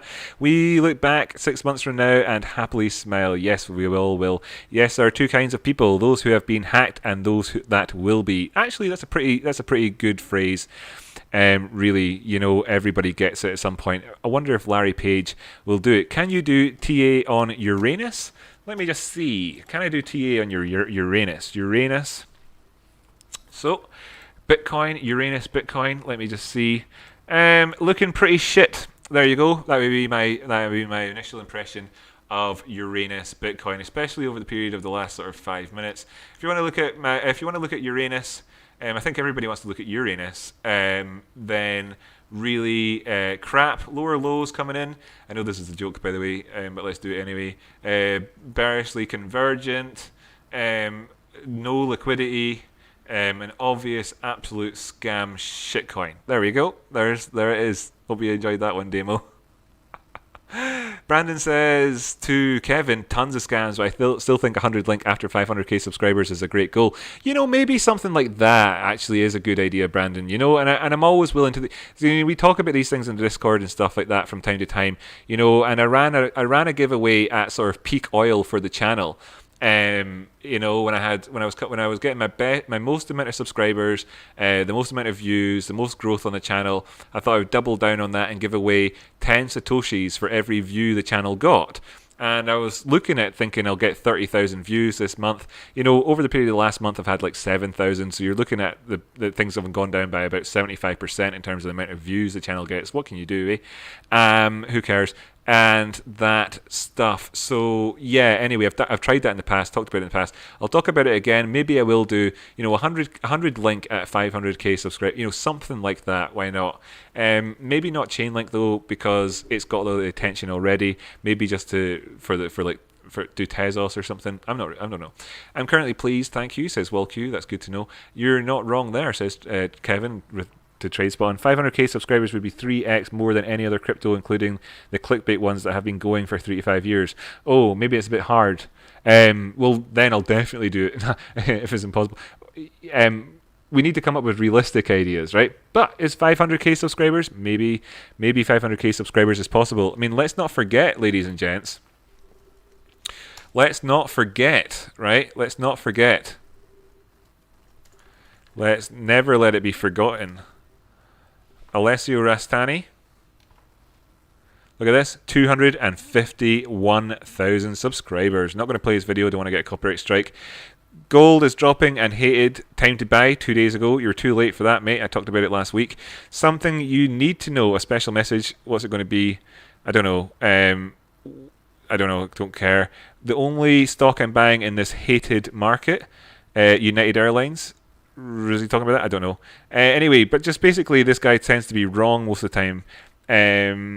A quiet uptrend. What are you talking about, quiet uptrend? It's been raging. Everybody's head's been exploding.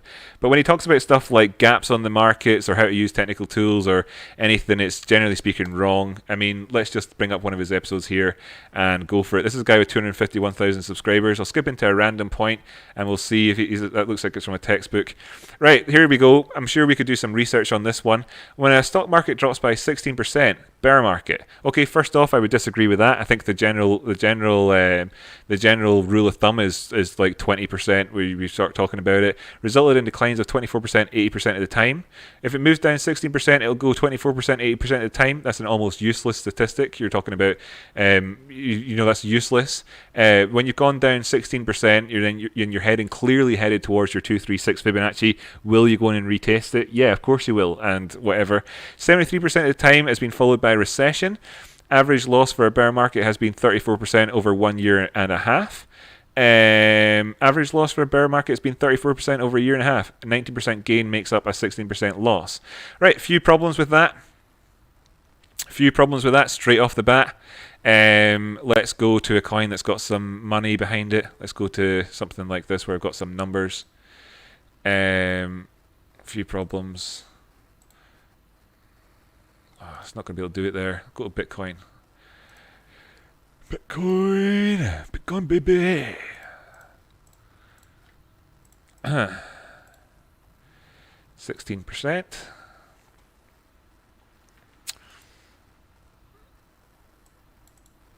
It's going to be really funny when I look back when I get proved wrong here on this one. In terms of your account, if you lose 16% of your value of your account, then you need to make you need to then, if the prices drop by 16% and you're short, then you need the prices to go up by 32% as an average rule, just to be able to get your money. Have I been stupid here? Am I about to be made to look the fool? Alessio Rastani is going to laugh his face off at me when he looks at this. Oh no, he's right. 19%, 90%. Yeah, he's right. He's going to laugh his face off at me. But I think you get the point anyway. I don't really care about his stuff. I just think it's full of crap. And there you go. I think his channel's crap. What are you going to do? Sorry, actually, I'm 100% positive everybody who contributes to the market, including the likes of Alessio Rastani, great guy, really entertaining, love this content, lovely car. After this episode, I'll go back in and edit out everything that I said there that was negative. Yeah, great, that'll do it, won't it? Do I care? No, I don't care. Do I think it deserves 251,000 subscribers? No. But can we get double it? Yes. Do I think it's happening? No. Not unless you buy your subscribers, Alessio? Right, cool. So what else has been in the chat? I see some laughter. I hope that's because I said something positive. 500k subscribers. Yeah. I heard he was giving away the phone number to the girl from the Rocky Outcrop story who dog he walked with. Do you want her phone number? I could get it for you. If you want that, I'll give that away at 500,000 subscribers. That'll be a good laugh.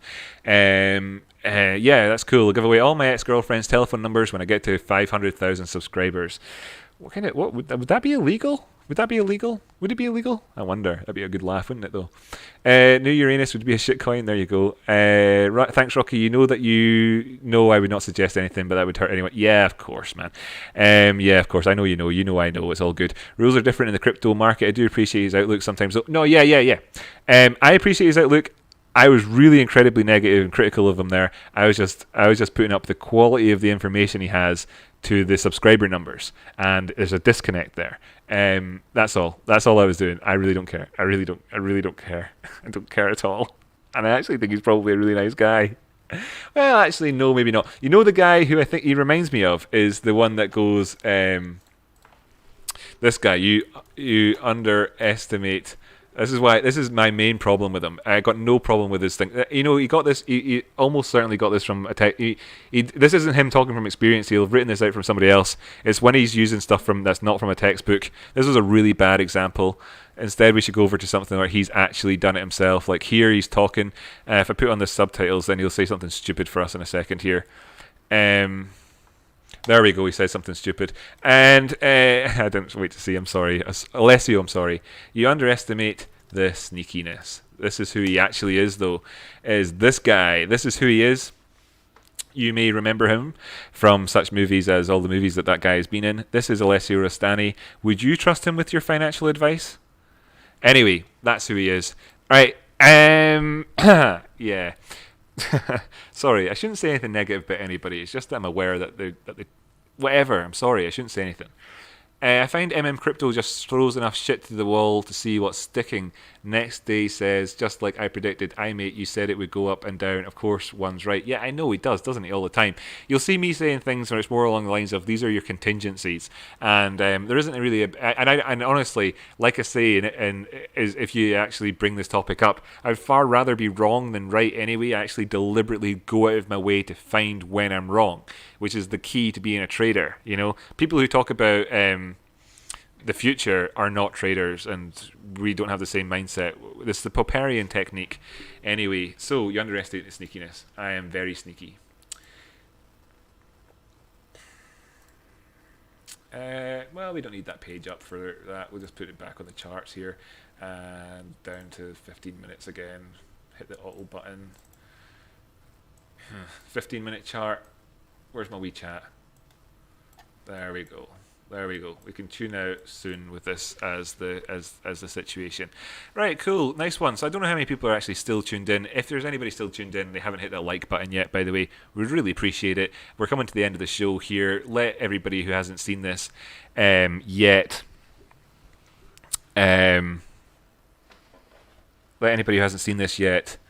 hit the like button. I'm just reading something funny here from somebody, from Susan. You should show your ex-girlfriends your portfolio and make a video of their reactions. That's really funny. That's really, really funny, because that girl that I was talking about when I made up the name as 18, multi-millionaire, you know, no problem. She's not laughing at all. And right, the most significant 3/4 of the time that I've gone out with any girl for over a year, their family has had too much money. Okay, it's just how it's happened. I obviously just talk to them, and I don't know, maybe it's just a coincidence, right, or whatever. But it's funnily enough, that actually wouldn't work with me. You know, if I showed them my portfolio, it'd probably still work out. They'd be like, what? You know, I've got a ways to go yet to catch up with that. Anyway, whatever, it's all good. Having seen his portfolio and knowing his ex-girlfriend can say that would be a hilarious video. Yeah, it would be a hilarious video, right? It'd be a hilarious video. Very much hilarious video. And actually kind of a little bit offensive to one or two of them, and I wouldn't want to do it. I don't operate like that. Susan, good idea, good laugh, but I think we'll probably ditch the whole ex-girlfriend's chat for 500,000 subscribers. Right, anyway, that's cool. I caught up with the most recent of chats. Let me know if you are still here, you know, and you want to chat at all. We've made it to 10:30, so I've now gone and about 2 hours over schedule or whatever, who knows, whatever. That's all good. Just zooming back up there to see if I've missed anything significant from the chat, because I don't want to do what I did to Etienne before. By the way, Etienne, je suis désolé. J'ai oublié.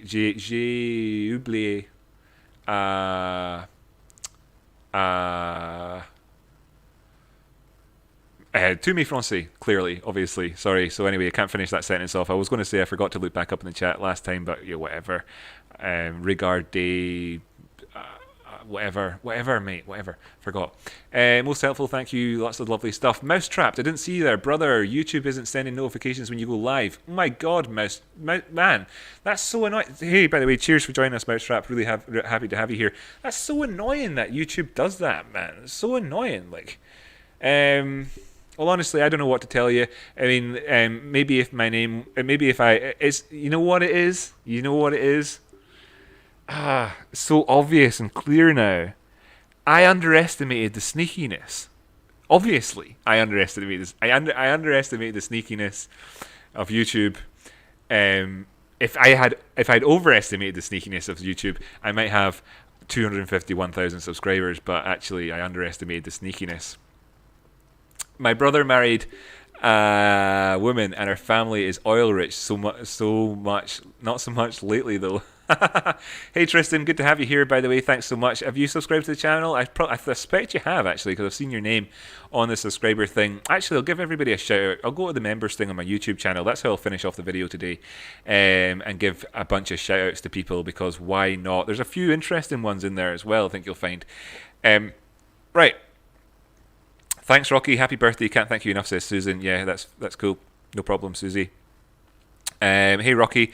What are your thoughts on Band? Just popped in and it sounds like you're about to end, but is a coin any good? Cheers and happy birthday. Well, what we can say is that Band, followed along with Chainlink during that whole sort of the Oracle thrust, right? And then it pulled back more than Chainlink, and then hasn't recovered as much as Chainlink has since, but in a general point of view, you can see that we're not a million miles away from the same sort of scenario as Chainlink and the others as well. And it's quite simple, really. I suppose I could say that on this 24-hour time frame, we're between the 50 simple and 200 simple. That's our up and our downside. Managing to keep this as support is going to be kind of crucial for us. We want to see this operate as an inverse head and shoulders in this general zone, and that kind of neckline comes in at around about the same sort of area. This same sort of zone in this zone here between where the 236 is and the previous high and all the rest of it. So if we can get up there, that's really good. So $8 is going to be key for us in terms of that's really badly written and the wrong way around, but whatever. $8 is going to be key for us in terms of movements towards the top side. In terms of support, I really don't want to be taking out the where this actually that's 236 in the wrong place. Well, this is going to be even better when I actually line it up properly. Go on then, son. Go on, son. Yes, perfect. It lines up with the 200 simple. So yeah, so this is really where we are right now. Now, of course, this happens to be convenient right now because of the passage of time, and all the rest. Yeah. You're right, by the way, about that, Kevin. Perhaps more like Dr. Pepper in a sense. That sometimes because I've heard of people who have bought Band when they meant to buy Chainlink, right? And I can relate that more to when I go into a shop and if I want to buy Coca-Cola and I end up getting Pepsi, I'm not that bothered. But if I want to buy Coca-Cola and I walk away with a can of Dr. Pepper, God, I am raging about that. So yeah, maybe it's more like Dr. Pepper. So anyway, as you can see, this lines up perfectly with the 200 simple moving average there. So just from a really broad perspective, I want to say to you that what we're looking for on Band is head and shoulders in this area, inverse head and shoulders, taking out the 236 at the same time we take out the 200. Now $8 is still going to be a significant area for us. Looking here at $7.12. So that area between $7.12 and $8 in this sort of zone just here could be considered your potential sort of fake out territory for any positivity that might come past this sort of area for us. If we look over to the left, obviously there's nothing. There's going to be nothing there. The VPVR, if I done disappeared it, I'll pop the VPVR back on, and you can see then presumably that we've got something about this. Yeah, so this is our head and shoulders area showing us like the liquidity that you would expect to see, having found support actually in the previous inflection point, so that all makes sense. So yeah, and what do I think of Band? Well, I think that it's actually got an alright opportunity now because they've managed to successfully get to the position where they're at now based on really piss poor technology and no real use case for them, and without a fully working product and everything else, which means to me that when they are the second best positioned company in the Oracle world, and frankly Oracles are a little bit stupid in a sense anyway. Now I'm all for them, but merely from a business case point of view, because you need insurance if you're running an exchange, and insurance providers need to know that you're not just choosing your random ass numbers like they currently do on all of the exchanges we use. See Bybit, see every exchange which is like leveraged pretty much when it comes to trading Bitcoin, BitMexico and all the rest of it, Deribit. They just essentially they're plucking their numbers out their arse when it comes to liquidating folk and everything else, and then we see this happening. In fact, famous YouTuber Eric Crown once had his account wiped out last year because Deribit had a bad print on a candle and it wiped him out, and there you go. It happens. And if that had a reliance on Oracle and a Chainlink, an Oracle properly, it wouldn't have happened. However, I still think it's pretty stupid overall because you can achieve these things far easier and more cost effectively using other networks and everything else. And really, when you think about it, it's the business development side of things which really puts Chainlink ahead with its Google investment and everything else, and that's what's really going on. It's business development and the manager, the CEO of Chainlink, that actually sells it really well, and there's a lot of differences there from a sort of what makes it good point of view, other than just simply saying that this technology is really necessary. Nevertheless, Band is number 2 in that front, and I do think that it could have some good times in the future. Whether or not it means anything in the long run, who knows what that means in terms of my opinion, I don't know, whatever. It's good to have you here though, buddy. And yeah, cool. Band has done great retrace on the weekly, but it's a bit mental. Not a bad coin, but they need more partnerships like Link has. Yeah, exactly. They need more partnerships and they need a better working product. Does Band protocol function? There we go, a question. Does it function? Review, is it worth it? 20th of August. Who's this? Coin Bureau. Okay, no, that's probably going to be the wrong thing. History of Band. Some guy made something. Forbes, under 30 entrepreneur. All right, okay, so you also have maybe other people that are decent at running businesses here, because you've got an under 30 under Forbes entrepreneur. He's probably got some decent networking skills on the go. I'm not going to sign into LinkedIn to look at his stupid profile. Screw whatever, Band, Crypto LCO. I can't really be bothered reading this. I just know that really they haven't actually finished making it yet, right? Or something. Maybe I'm completely wrong in what I'm saying. Maybe I'm completely wrong. Might be completely wrong. Not sure. Price analysis. Band's pretty sore eyes. 30 cents. Oh, that was back in August, didn't it? Who cares? I'm sorry. What I wanted to have up, though, was going to go over and give everybody on the YouTube who's a member and all the rest of it a shout out. So let me just kind of run through that real quick and make sure that everybody knows, because I want this to be I want you to know genuinely every single last one of you. Now, I don't know how many people are actually even watching this. Shall I check that just now? Can I check it? How many people are tuned in? We've got 16 concurrent viewers. Sweet. All 16 of you that are tuned in right now, I want you to know that when I say that I care about my audience, and I genuinely do, I do. And to the extent that I actually go over to my dashboard here.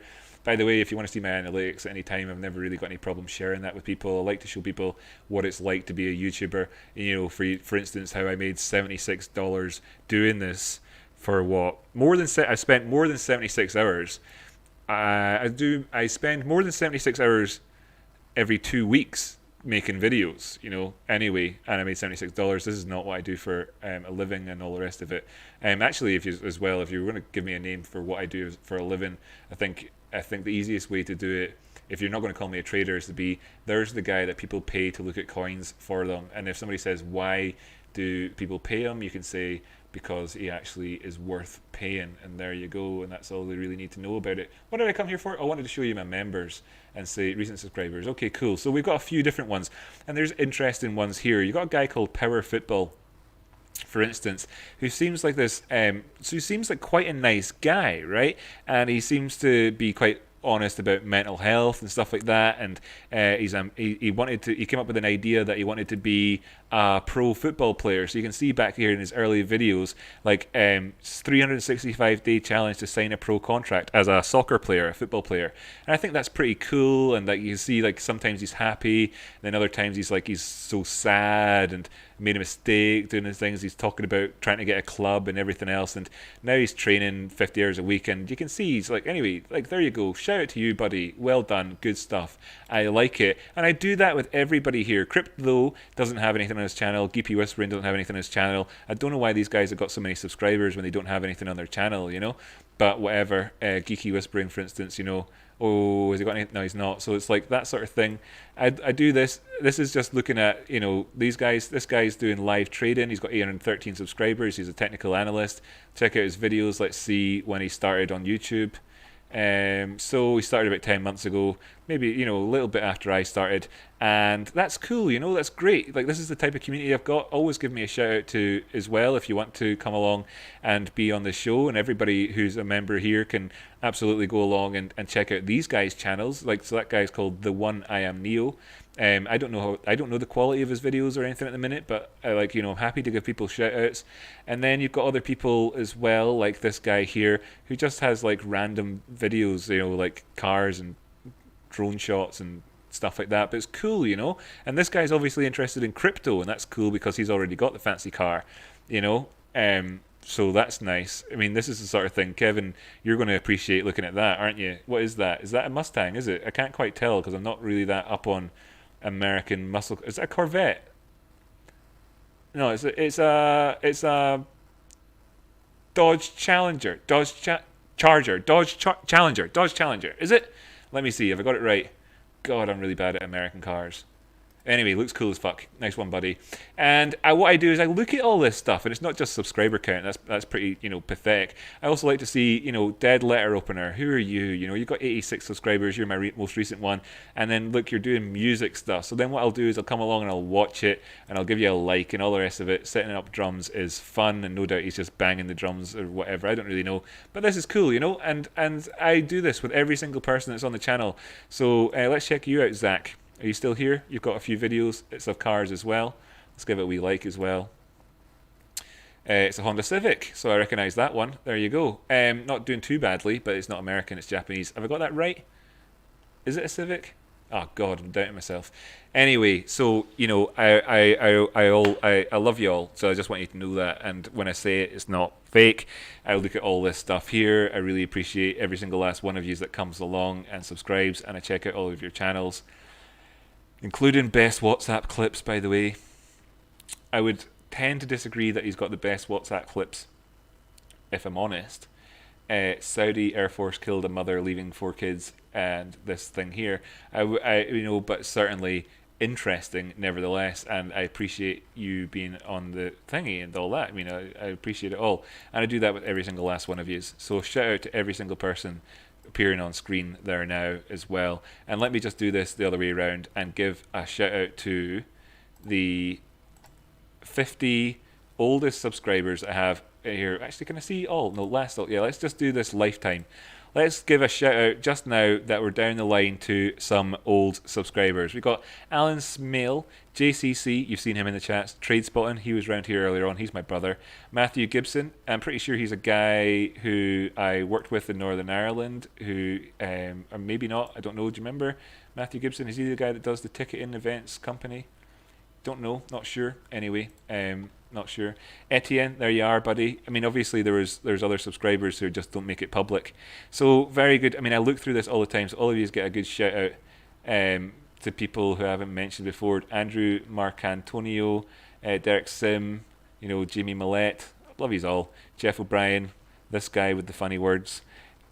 So anyway, I could do this any other time. Good stuff. I'm away off as well in a second, K-Doc. Nice to see you. Bye-bye.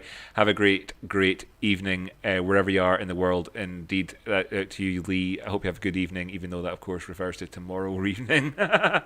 And, yeah, cool. Let me just read in with the last couple of things. It's a Mustang. It was a Mustang. I was right the first time. It wasn't, how embarrassing. You must hate me now. You've got one, but it's white, right? And it's actually really cool. I've seen your video as well. By the way, shout out to Kevin King himself. Can I find you in here? Because I know you've got a channel, and I'm pretty sure I'm subscribed to it as well. K King, is it going to come up? I don't think you're using the same. Oh, you probably are actually. 1930s. Let's just check it out. Yeah, here we go. Let's get your car on the show, man. Why not? Hey, since everybody else, since we've had a few cars on there already, let's get you. You might not want your face on. We'll skip your face. And look at that. I mean, that is. You don't really actually get much better than this in terms of what a Mustang should look like. I'm pretty sure it's a. Yeah, I don't want to sort of second guess myself for the third car in a row. Oh dear, I need to get the content on my channel if people are actually looking at it. Hey, WellQ, man, exactly, don't worry about it. Anybody, I'll help you with your YouTube stuff as well if you ever need any assistance. Whoop me, yep, that's right. See ya, K-Doc, see ya, K-Doc. Right, who let the bulls out? Thanks, dog.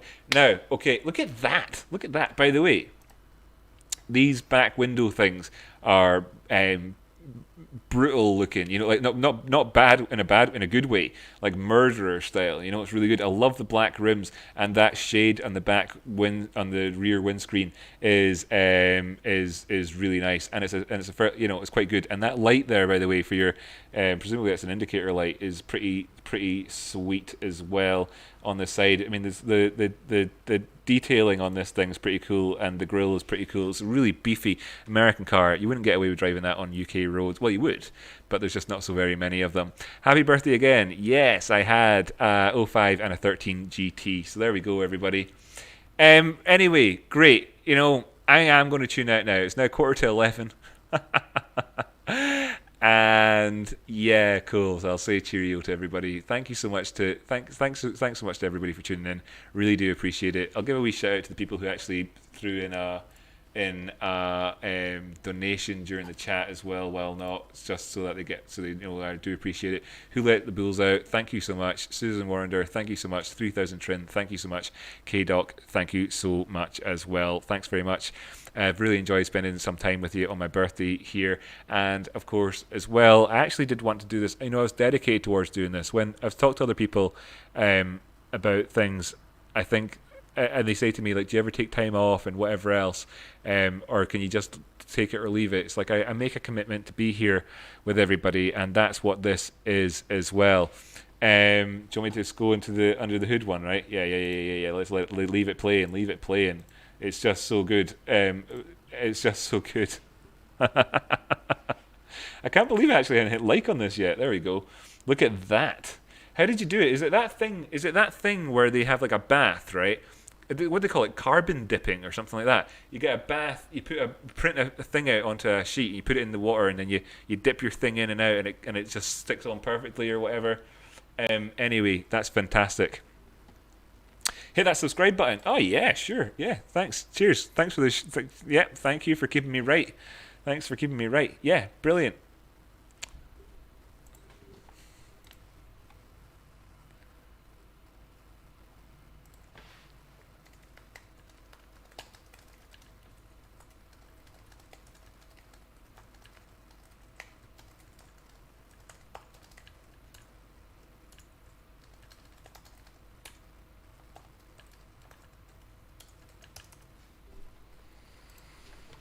Right, cool, nice one. Yes, that's it. That's what I'm talking about. Hydro dip. That stuff is amazing, and it makes that amazing effect on well, basically anything you dip inside it. Let's just go through that again. What's it look like now? Is it still? Do you drive it? I mean, is it still as pristine as that? I mean, I can tell that you drive it in the sense that you can see that there's a bit of dust on your filter thing there, but yeah, look at that. It's beasting. Great Condor, thanks so much. I have spare parts for that Condor. I have spare parts for that Mustang. Holler at me, says Great Condor. How about that for community engagement between people? That is quality. So fantastic. I'm glad that everybody's had a good time on the episode today, and I will say cheerio now. But with that, slamming the bonnet, as we say, the hood shut, slamming the hood shut there on that Mustang, and I will slam the hood shut on this episode. Thank you so much to everybody for joining in. Thank you so much for Great Condor and everybody who's as well made it right up to the very last second. WallQ, K-Doc, K-King, Kevin, Who Let the Bulls Out, Trade Spotting, everybody else who's still tuned in here at this last few moments in time. Current viewers 13. If you've not hit like and you wouldn't mind doing that, that would be awesome. And as well, if you've not subscribed to this channel, then do so if you actually like the idea of improving your trading skills, reducing your FOMO, and of course operating in the markets without greed or fear, because that's what we do here on the channel. And of course as well, I am always going to be your faithful servant, and I'll be back every weekday and with more of these episodes again. Thank you so much for tuning in. Really do appreciate it. I'll stick the chart up behind me so I get that like sort of 10 minutes of free live stream time, or whatever, and just let that just kind of go in. And you can as well keep the chat going for as long as you like. It's all good, and I'll leave the chat flowing on the page here. So it's up there, it's up there. Here's the chart again. I'll put it on the sort of 5-minute chart. I'm glad I was able to help out Tristan at the very end there with regards to looking at band, and everybody is a winner. Couple of key areas for you, obviously, by the way, looking at this chart, just so that you know what they are. That top line is just where the Fibonacci is drawn in from initially. This one over here is where the old Fibonacci was when we, going from, well, actually, screw it, that doesn't matter where we are in the past. Right, so this is this one. This will do. I'll leave that on there. Everything's looking pretty gravy at the minute. How do I get this to fit? How do I want this to work? And then I'll start to say cheerio. I'll also put a note up here to say when my next video is going to be, when I go to the last screen and all that. Thanks so much for that birthday wish. Oh, here, no, I didn't do it. I said I would do it with yous, right? And I forgot. Any of yous, right? Okay, I think that there's the sorting the wheat from the chaff. If you're still here, right? If you're still here after I said bye bye and all the rest of it so many times, then you deserve to be a part of me opening up my birthday card from my mum, my actual mum. I've not seen it yet. The big reveal. Read this card. Oh, it's actually a nice card instead of it being a funny one. Here is mum. Right, what mum normally does is she sends funny cards to people. She loves a funny card. So. Okay, this is actually a nice and heartfelt card, so I'll save it, or maybe I'll read it out loud. Let me see if I can. What is this? Oh, I can hardly read. What is this life? What is this life if full of care? We have no time to stand and stare, no time to stand beneath the boughs and stare as long as sheep or cows. No time to see when woods we pass, where squirrels hide their nuts in grass.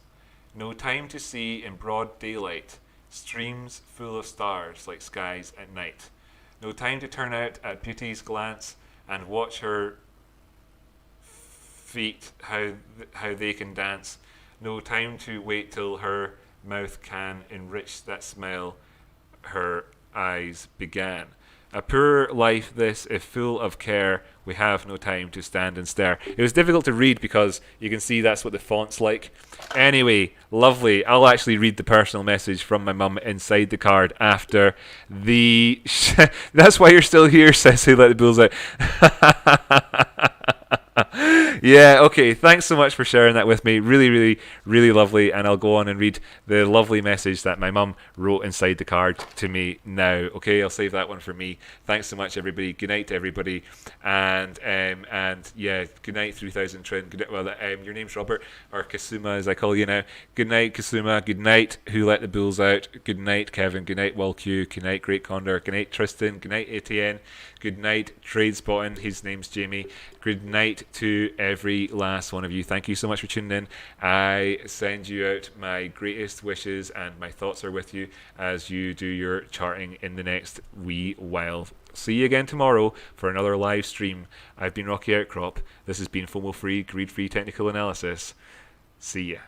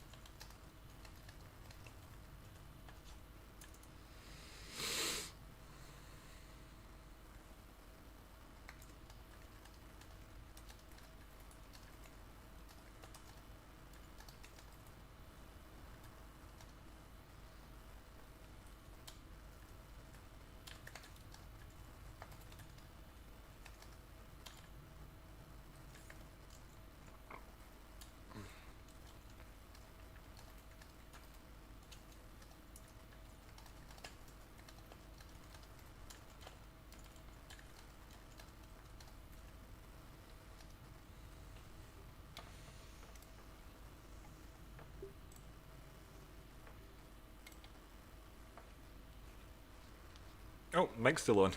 Thanks for that. Cheers, Trade Spotting. Okay, cool, nice one. Now I get to say cheerio. If you've still even seen this, then consider yourself an absolute Rocky Outcrop legend. See you next time, everybody. Sweet dreams. Ciao for now.